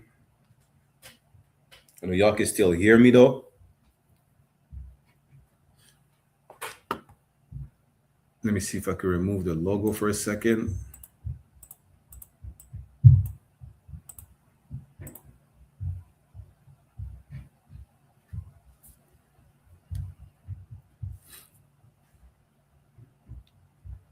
Being sober-minded means having a calm, rational, and sensible disposition. It describes someone who makes well-reasoned decisions and remains clear-headed, especially under pressure, rather than being easily swayed by impulsive emotions or external influences. Beyond everyday language, the term frequently appears in theological and philosophical discussions. In religious texts like the Bible, it refers to maintaining spiritual alertness and moral integrity while avoiding the intoxication, quote unquote, of worldly distractions, toxic emotions, or ego. So, it's not talking about necessarily alcohol, but you cannot be a drunk. Why? Because when you're a drunk, you're not going to be level-headed. You're not going to be able to make well-reasoned decisions when you're an alcoholic. You understand? When you're high, forget about it. Do I really need to explain to you that when you're high, you can't make good decisions at all? Do I really need to explain to you that? And hope to the end for grace that is to be brought unto you at the revelation of Jesus Christ. Give me one moment. Isaiah said, Salakia, I don't mean to go off topic, but I can get a breakdown. Genesis 2 and 21, when the Lord put Adam in deep sleep. Trouble explaining that. Let me see what it says. Bear with me 1 second.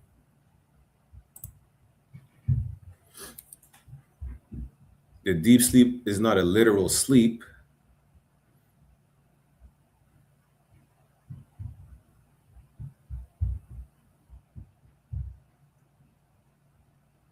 Let me see. And it says, and the Lord caused a deep sleep to fall upon Adam, and he slept, and he took one of his ribs, closed up the flesh instead thereof. Yo, listen, Izan, man. This is one of the old. Let me see if I still have this this precept right here. I might have to refresh my own memory during the Jeremiah scripture breakdown. I ain't gonna hold you, but let me see if I got you. Bear with me 1 second.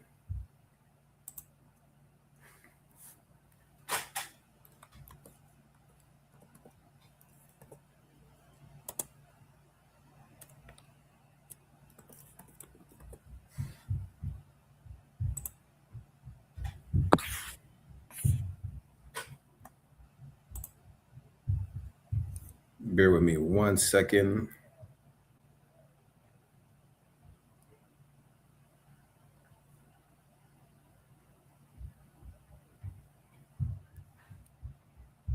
Now, you know what? I'm gonna just ask for you in the general class.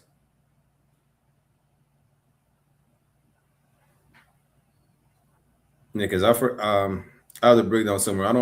I need to jog my memory, so I'm gonna just ask for you in Jeremiah's class just now in the next 20 minutes. But I got you. Let me just write this down so I don't forget.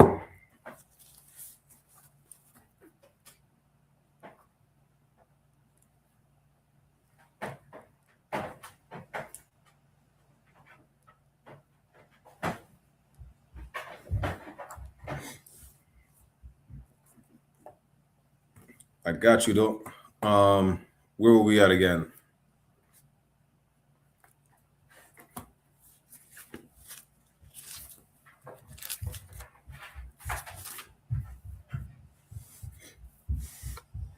Where are we at?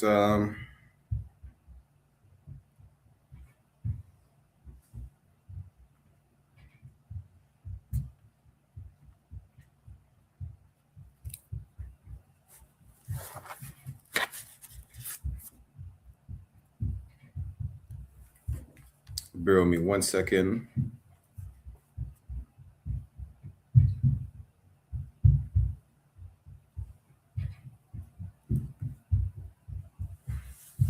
And what precept were we at again?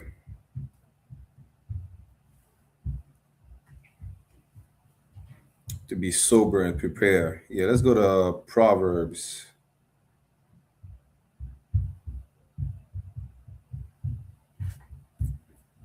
Let me see. What time is it? 6:40. About to end the class anyway, but let's go to Proverbs chapter 6 real quick before we end the class.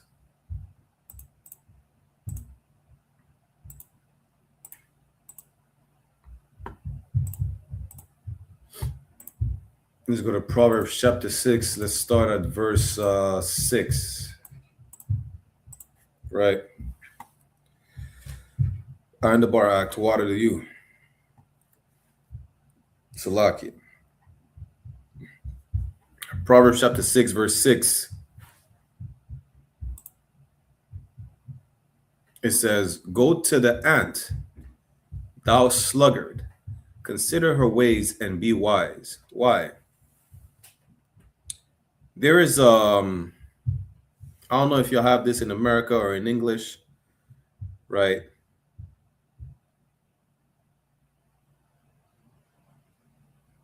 I'm gonna tell you right now. Well, y'all have it under a different name. We call it la cigale la fourmi, right? The translation you have in English is the grasshopper and the ant. The proper translation, though, would be the cicada and the ant. Why?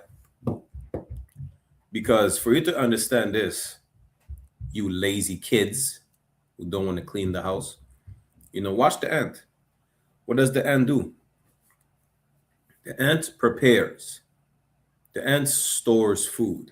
The ant gets ready for what's to come, right? That's the whole story about the ant and the grasshopper. While the grasshopper, really, which is a cicada, sings all summer and do not get ready for what's to come, for the hard times. It's like you do not get ready for Christ coming back. You just drink, smoke, marry, and give into marriage. We get ready in the UPK. We get ready. We practice brotherhood every day. We perfect brotherhood and sisterhood. We fix our household. We fix the individual, to fix the marriages, to fix the household, to fix the community, to fix the people, man. You understand? That's what we're reading about, being prepared. Go to the end, thou sluggard. Consider her ways and be wise. This is a twofold scripture because you got to be wise in everything. And don't just prepare for Christ coming back. Just prepare in general. Which having no guide, overseer, or ruler, talking about you, sluggard, right? Salaki, provided her meat in the summer and gathereth her food in the harvest. Listen, the ant get while you and I'm referring to the, what's it called again? The grasshopper and the ant,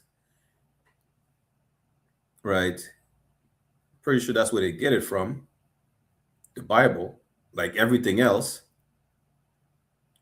While we get prepared, you know what the ant, you know what the grasshopper does? It just chill all summer. It chill all fall. When winter comes, you die because you didn't get prepared for winter. You didn't get prepared for winter to knock at your door, which, if you know, I don't know how about it is it in DC, but over here, winter comes earlier than expected.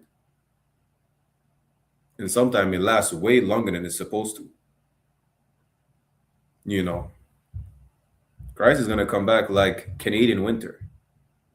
Earlier than expected. We just read that. Damn. But you know what you will do? You will not prepare for him to come back. You just chill and smoke a few more blunts before a nigga king cracks the sky open. And you'd be like, well, I'm too high for this shit. Maybe it's time for me to put the blunt down. Imagine a lot of y'all gonna be like, I'm too high for this. The day Christ comes back and cracks the sky open. But you could not say that weeks ago when you were supposed to stop smoking weed yesterday. Good night. Imagine that. You understand? Salakia. We get one more precept before we end the class. We're going to save it for next week.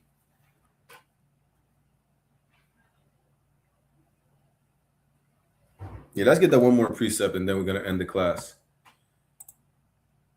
Let's go to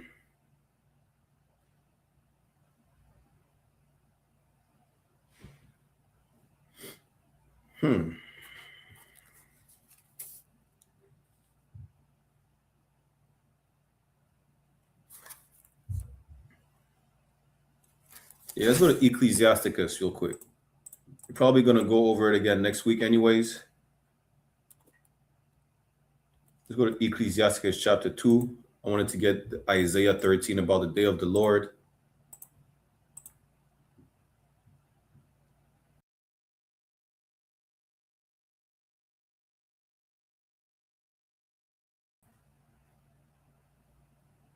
Ecclesiasticus chapter 2.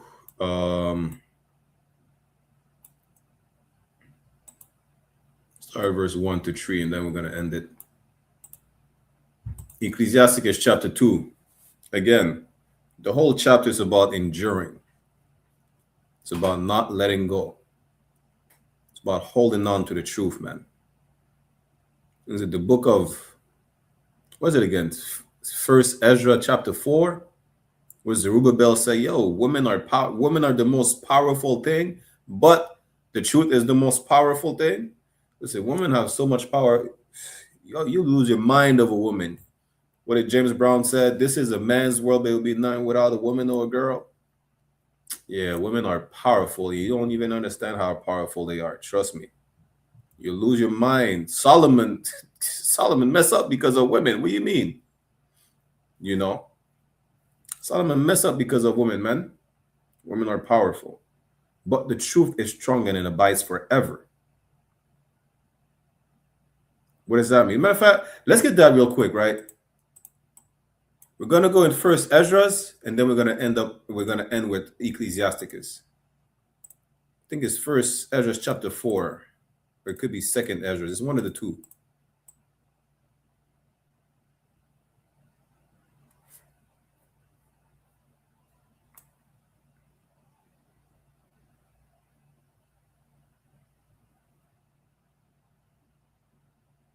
Yeah, first Ezra chapter 4, we're gonna go to verse 38, then Ecclesiasticus, and we'll end the class.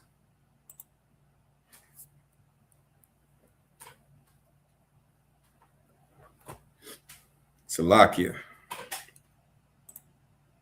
First Ezra chapter 4, verse 38. Just, probably make a whole class about it. Long story short, brothers are presenting to the king what is the strongest thing. Is it the king the strongest? Is it alcohol the strongest, or women?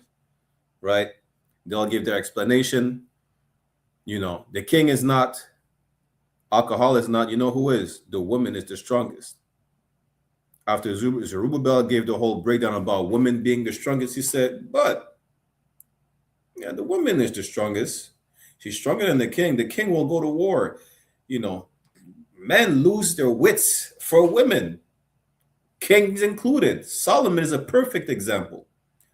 Good night. Adam lost his wits for a woman. You understand?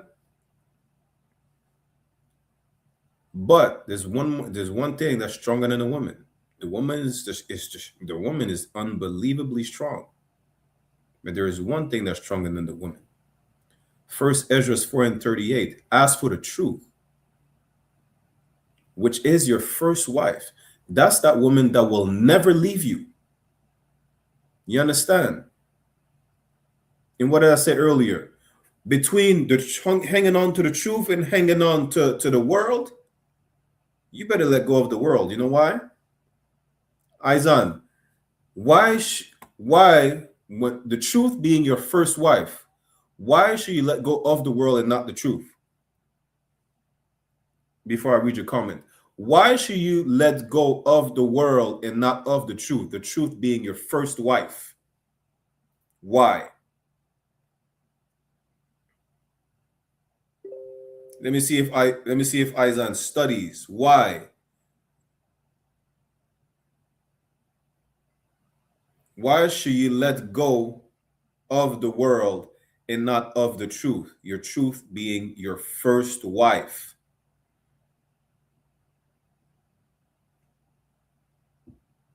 Why? Come on, Aizan. I'm gonna give you like a minute or so. We're about to end the class.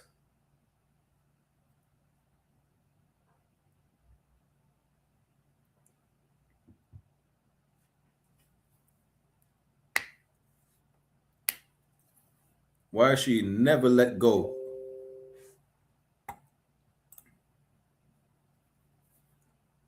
of the truth?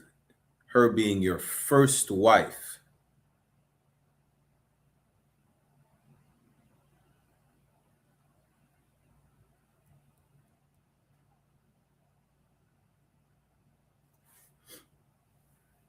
Why? I'm damn near giving you the answer, right?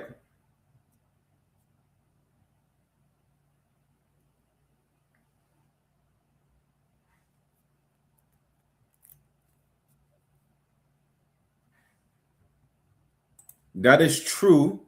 The truth sets you free. I'm going to give you one more try. I'm giving you specific keywords, right?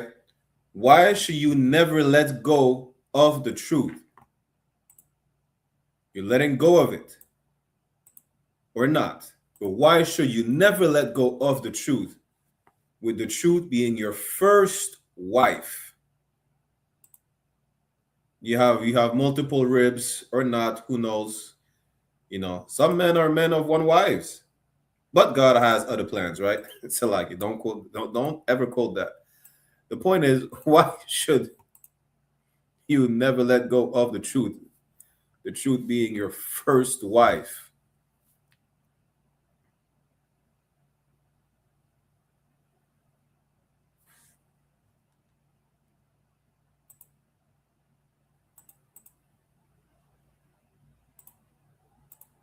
The truth being your first wife.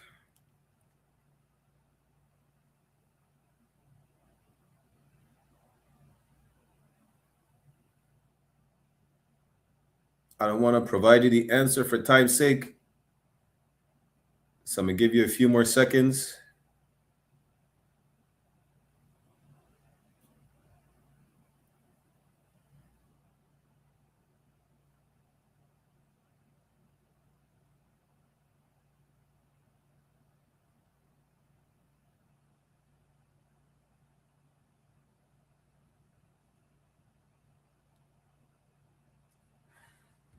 Most High in Christ. Hey, give a hand to Isaiah, because you can't put away your wife, lest it be for fornication. We know the truth is not committing adultery on you. You understand? She's going to be loyal to the end. You understand? That's it. Precept, divorce is unlawful already.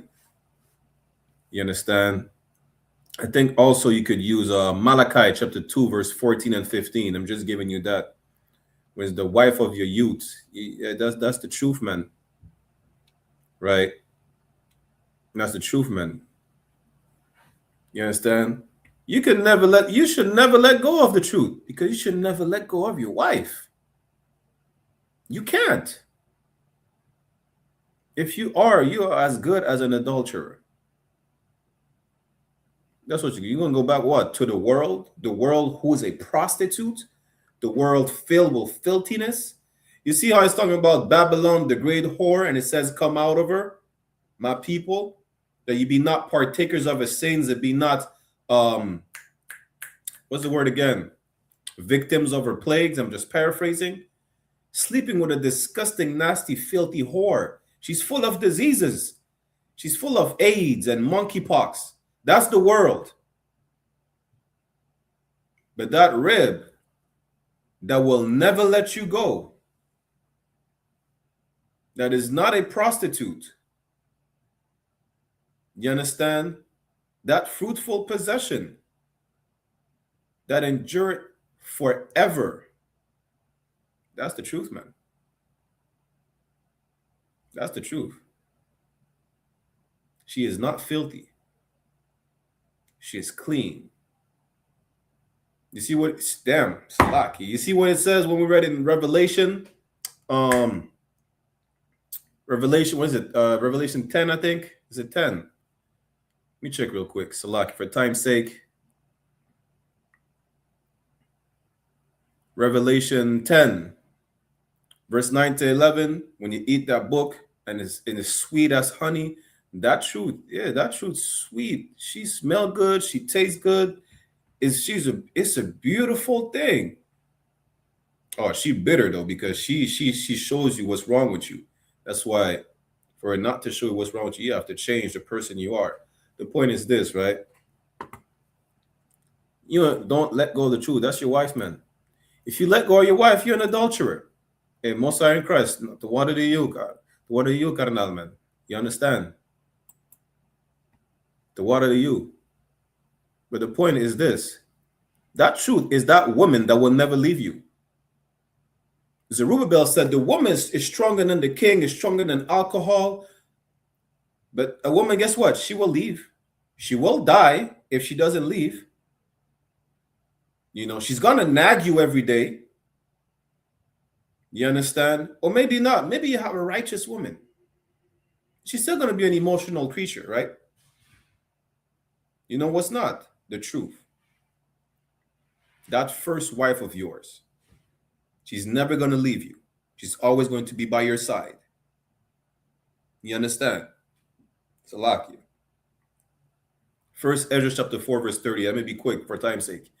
As for the truth, it endureth and is always, not sometimes, is always, not 99.99%, and is always strong. She's 100%. It liveth and conquereth forevermore. Let's say you do have a wife or multiple. That would never leave you, Most High in Christ, but they will still die though. They're going to come back, be born again, and die. That truth, not only she doesn't ever leave you, but she lives forevermore. The truth can't die, man. You understand? You better not leave that wife. You better not leave that prizeful possession. you better not leave that woman. That truth. You know, yeah, it's bitter. It's bitter to the stomach, but she tastes good. Don't ever leave her. You understand? Let's go Ecclesiasticus 2, and then we're going to end it. It's Ecclesiasticus chapter 2, verse 1. My son, if thou come to serve the Lord, prepare thy soul for temptation. You're going to be tested. You're going to be tempted. And don't see tempted as, yeah, I don't want to use the word tested, right? See tempted as being vexed by something. You see how you could tempt an animal, right? I go to the zoo.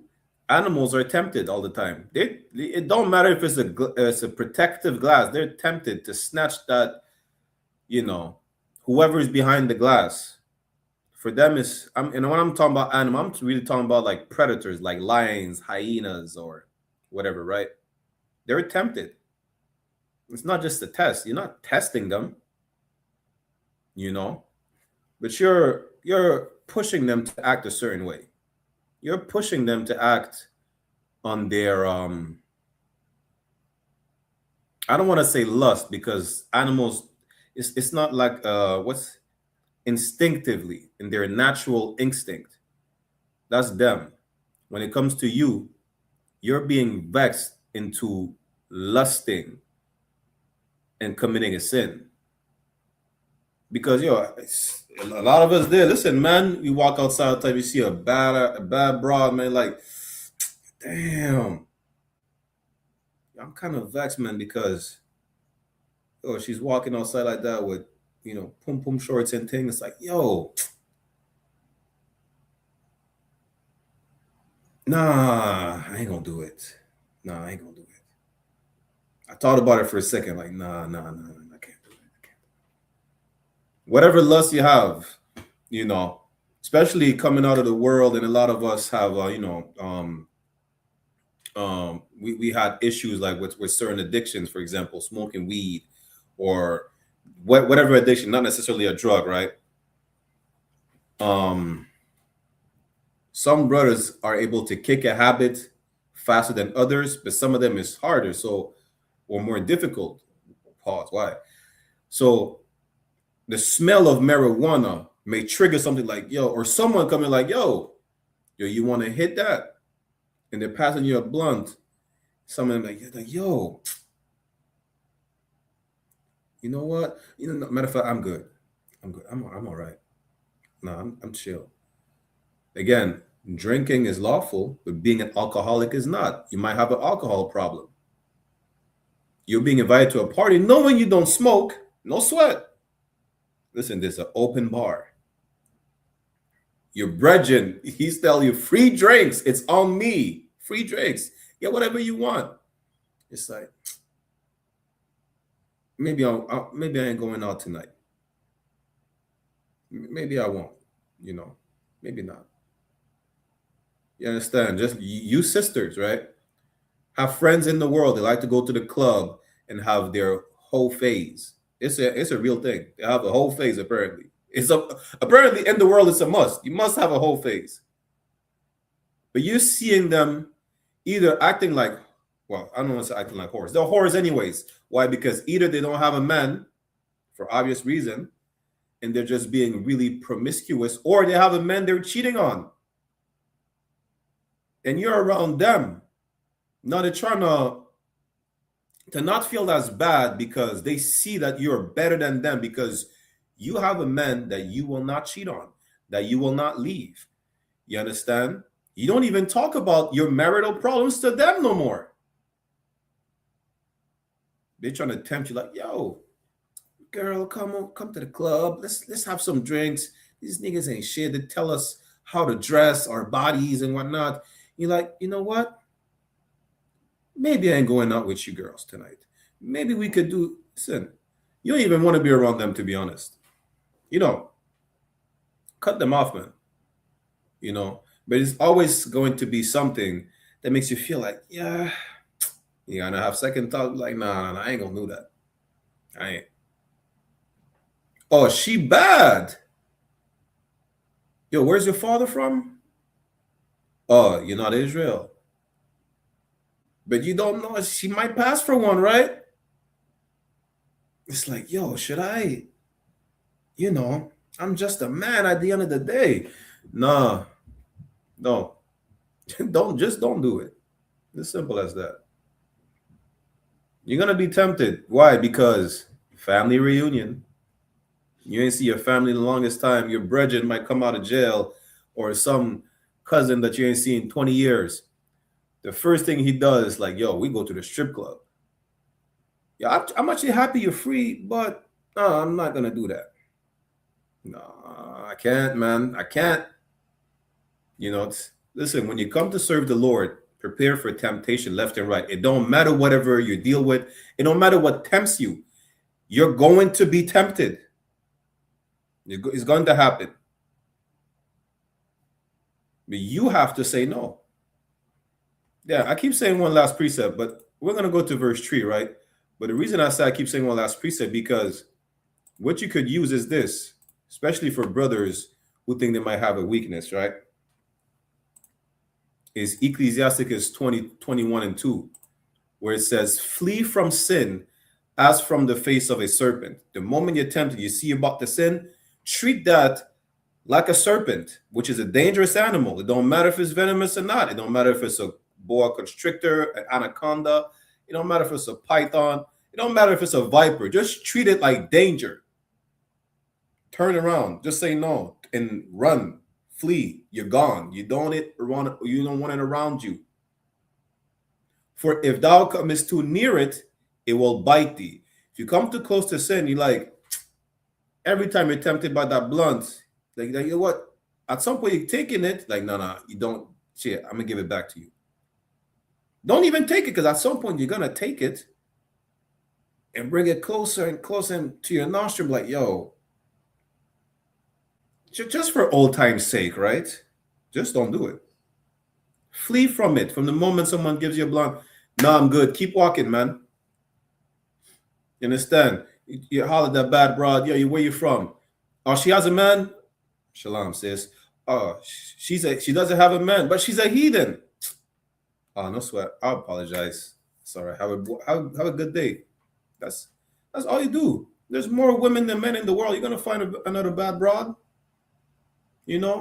Whatever temptation you have, there's a moment like you feel like a moment of weakness. You about to touch the blunt. You say, nah, hey, I'm good. I'm gonna keep walking. I got some study to do. Go home. Tune into class. Sometimes I walk around, I don't even put Spotify in my earbuds. I just play class. That's gonna help you fight, man. Let's finish this and go back to Ecclesiasticus 2, right? The teeth thereof are as the teeth of a lion slaying the souls of men. It's dangerous. That's the point. It's dangerous and it will hurt you. Flee from sin because it's dangerous as a dangerous animal, like a serpent, treated like a viper. It's as dangerous as the teeth of a lion. Yes, imagine a viper. You know how small a viper is? Imagine a viper with the teeth of a lion, man. You think the venom is bad enough, boy? With the teeth of a lion, the lion is bigger than these spikes right here I got on these armbands, man. You know that. That's how dangerous sin is. Just say no and flee from it.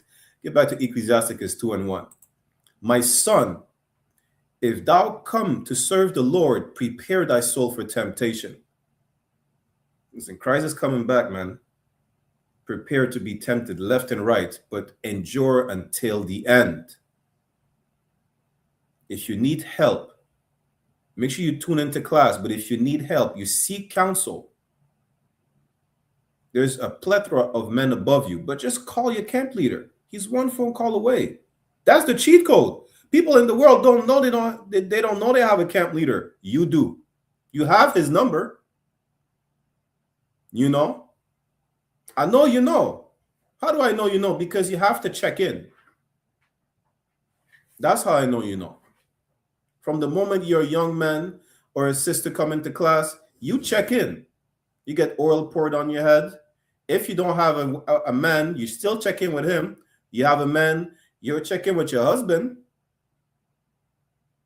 You know, don't make it an issue for you to check in, because you know why? You check in with a white man. Don't make it seem like you can't check in with your camp leader when you check in with the white man. You understand?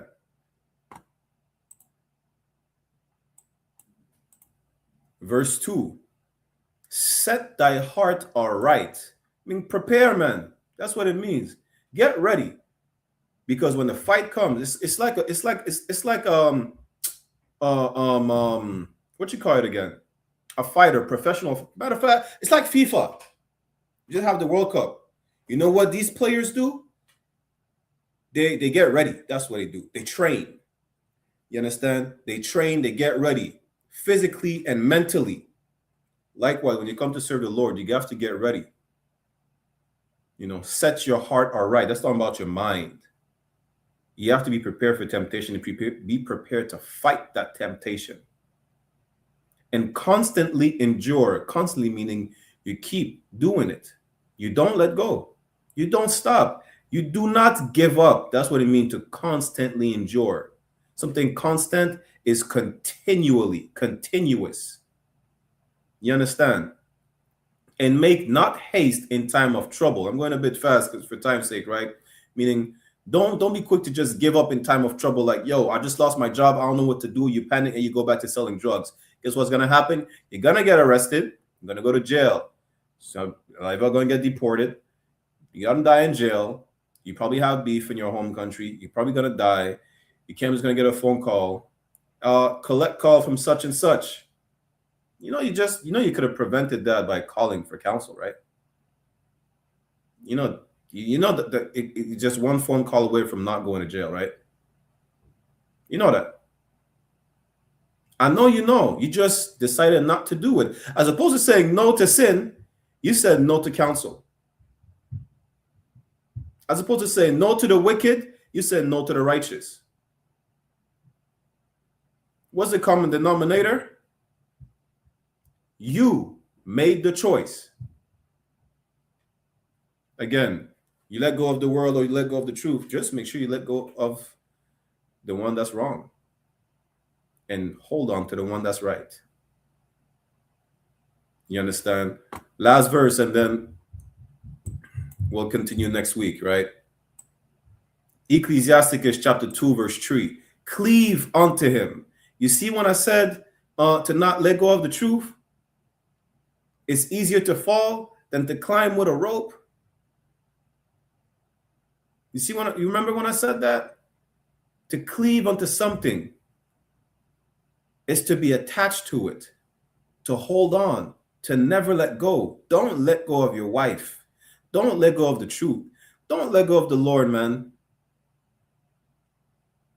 Cleave unto him and depart not away. Meaning, don't leave because you have an argument, because you're stressed, because you don't know what to do. A lot of you don't know shit. It's a lock you. And you should not be thinking for yourself. Matter of fact, it says in the Bible, don't think for yourself. Don't take your own counsel. Trust in the Lord with all thy heart. And seek counsel from the men of the Lord. That's what you should do. That thou mayest be increased at the last end. You understand? You cleave unto him and you never let go. Right? You never let go. You enjoy it till the end. With that said, we're going to end the class right here. I'm going to get a security announcement. Y'all tune into John Muhammad Scripture Breakdown. Isaiah, I'm going to ask you a question in class, right?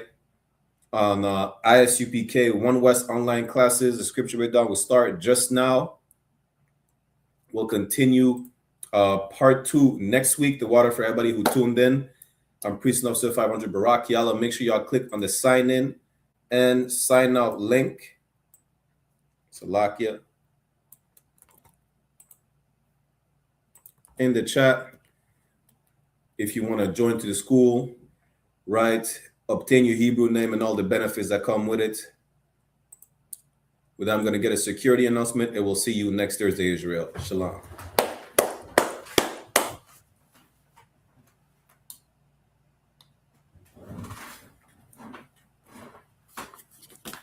The I.S.U.P.K. security announcements. We are the I.S.U.P.K, the Israelite School of Universal Practical Knowledge. Start out at 1 West 125th Street, Harlem, New York, under commanding General YAHANNA. Rule for new brother and sister. When a new brother or sister comes into the school, they're off limits for 6 months. They're to be saluted only. They're here to shed themselves of the world. If they need transportation, the teacher will arrange it. After 6 months, if a brother or sister has an interest in a particular person, he or she must get permission from the head to speak to a brother or sister. There is another 6 months in which the brother and sister will court each other. After the 6 months period, the brother and sister will get permission from the head to marry. Tithes, which is a commandment. Numbers chapter 18, verse 21, and Malachi chapter 3, verse 8 to 10, means tenth in the Hebrew, ma'ashara. 10% of every penny of any increase the Lord gives you. Give to the Treasury Department a teacher, priest fund, free will offering for priests, not mandatory, whatsoever amount you would like. Upcoming Holy Convocation, we have the Memorial of Blowing of Trumpets, which is the first day of the 7th month, Friday, September 11th, 2026. You can read more about it in the book of Leviticus, chapter 23, verse 24 to 25. Reminder to Alakim or Aquatium to check the bulletin board in the hallway of their school if they have a physical location. And if anybody wants to be a trooper in the school to start wearing all black, boots, shirt, pants, husband, and scarf, well, that's how I give a courtesy salute to the brothers and a courtesy salute to the sisters. Menavija Imajam, which means to stand. We'll give a courtesy salute to the brothers. Menavija Imajam Shabbat. Imajam, Barak, Yahweh Hashem Yahweh Shai Brakatam, meaning Yahweh in the name of Yahweh Shai bless y'all. Yajamata, which means hands down. Sar, which means to turn. Turn and for the sisters. We'll give them a courtesy salute as well. Menavija Imajam Shabbat. Imajam, Barak, Yahweh Shemar, Lathan Ba'ashem Yahweh Shai, meaning Yahweh, watch over y'all in the name of Yahweh Shai. Yajamata, class dismissed.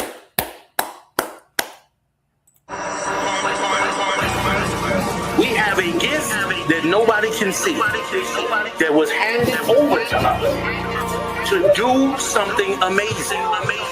Take the gift, man. Take the gift.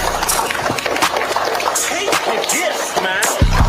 And let the Most High work in you to do something you have never believed. I ain't even impressed what you expect. You see this shit? Hold on, there's one West on my chest.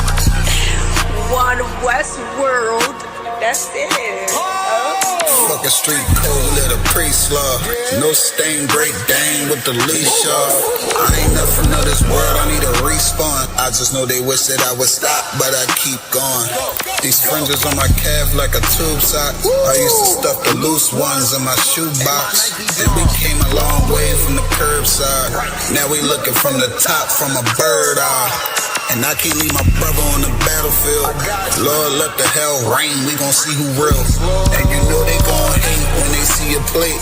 So imagine what they doing for $250,000. And we really the only ones going to war. You niggas just be talking like y'all won the war. I made love to this truth and there's no divorce. My Spanish mommy call me Poppy like a corner store.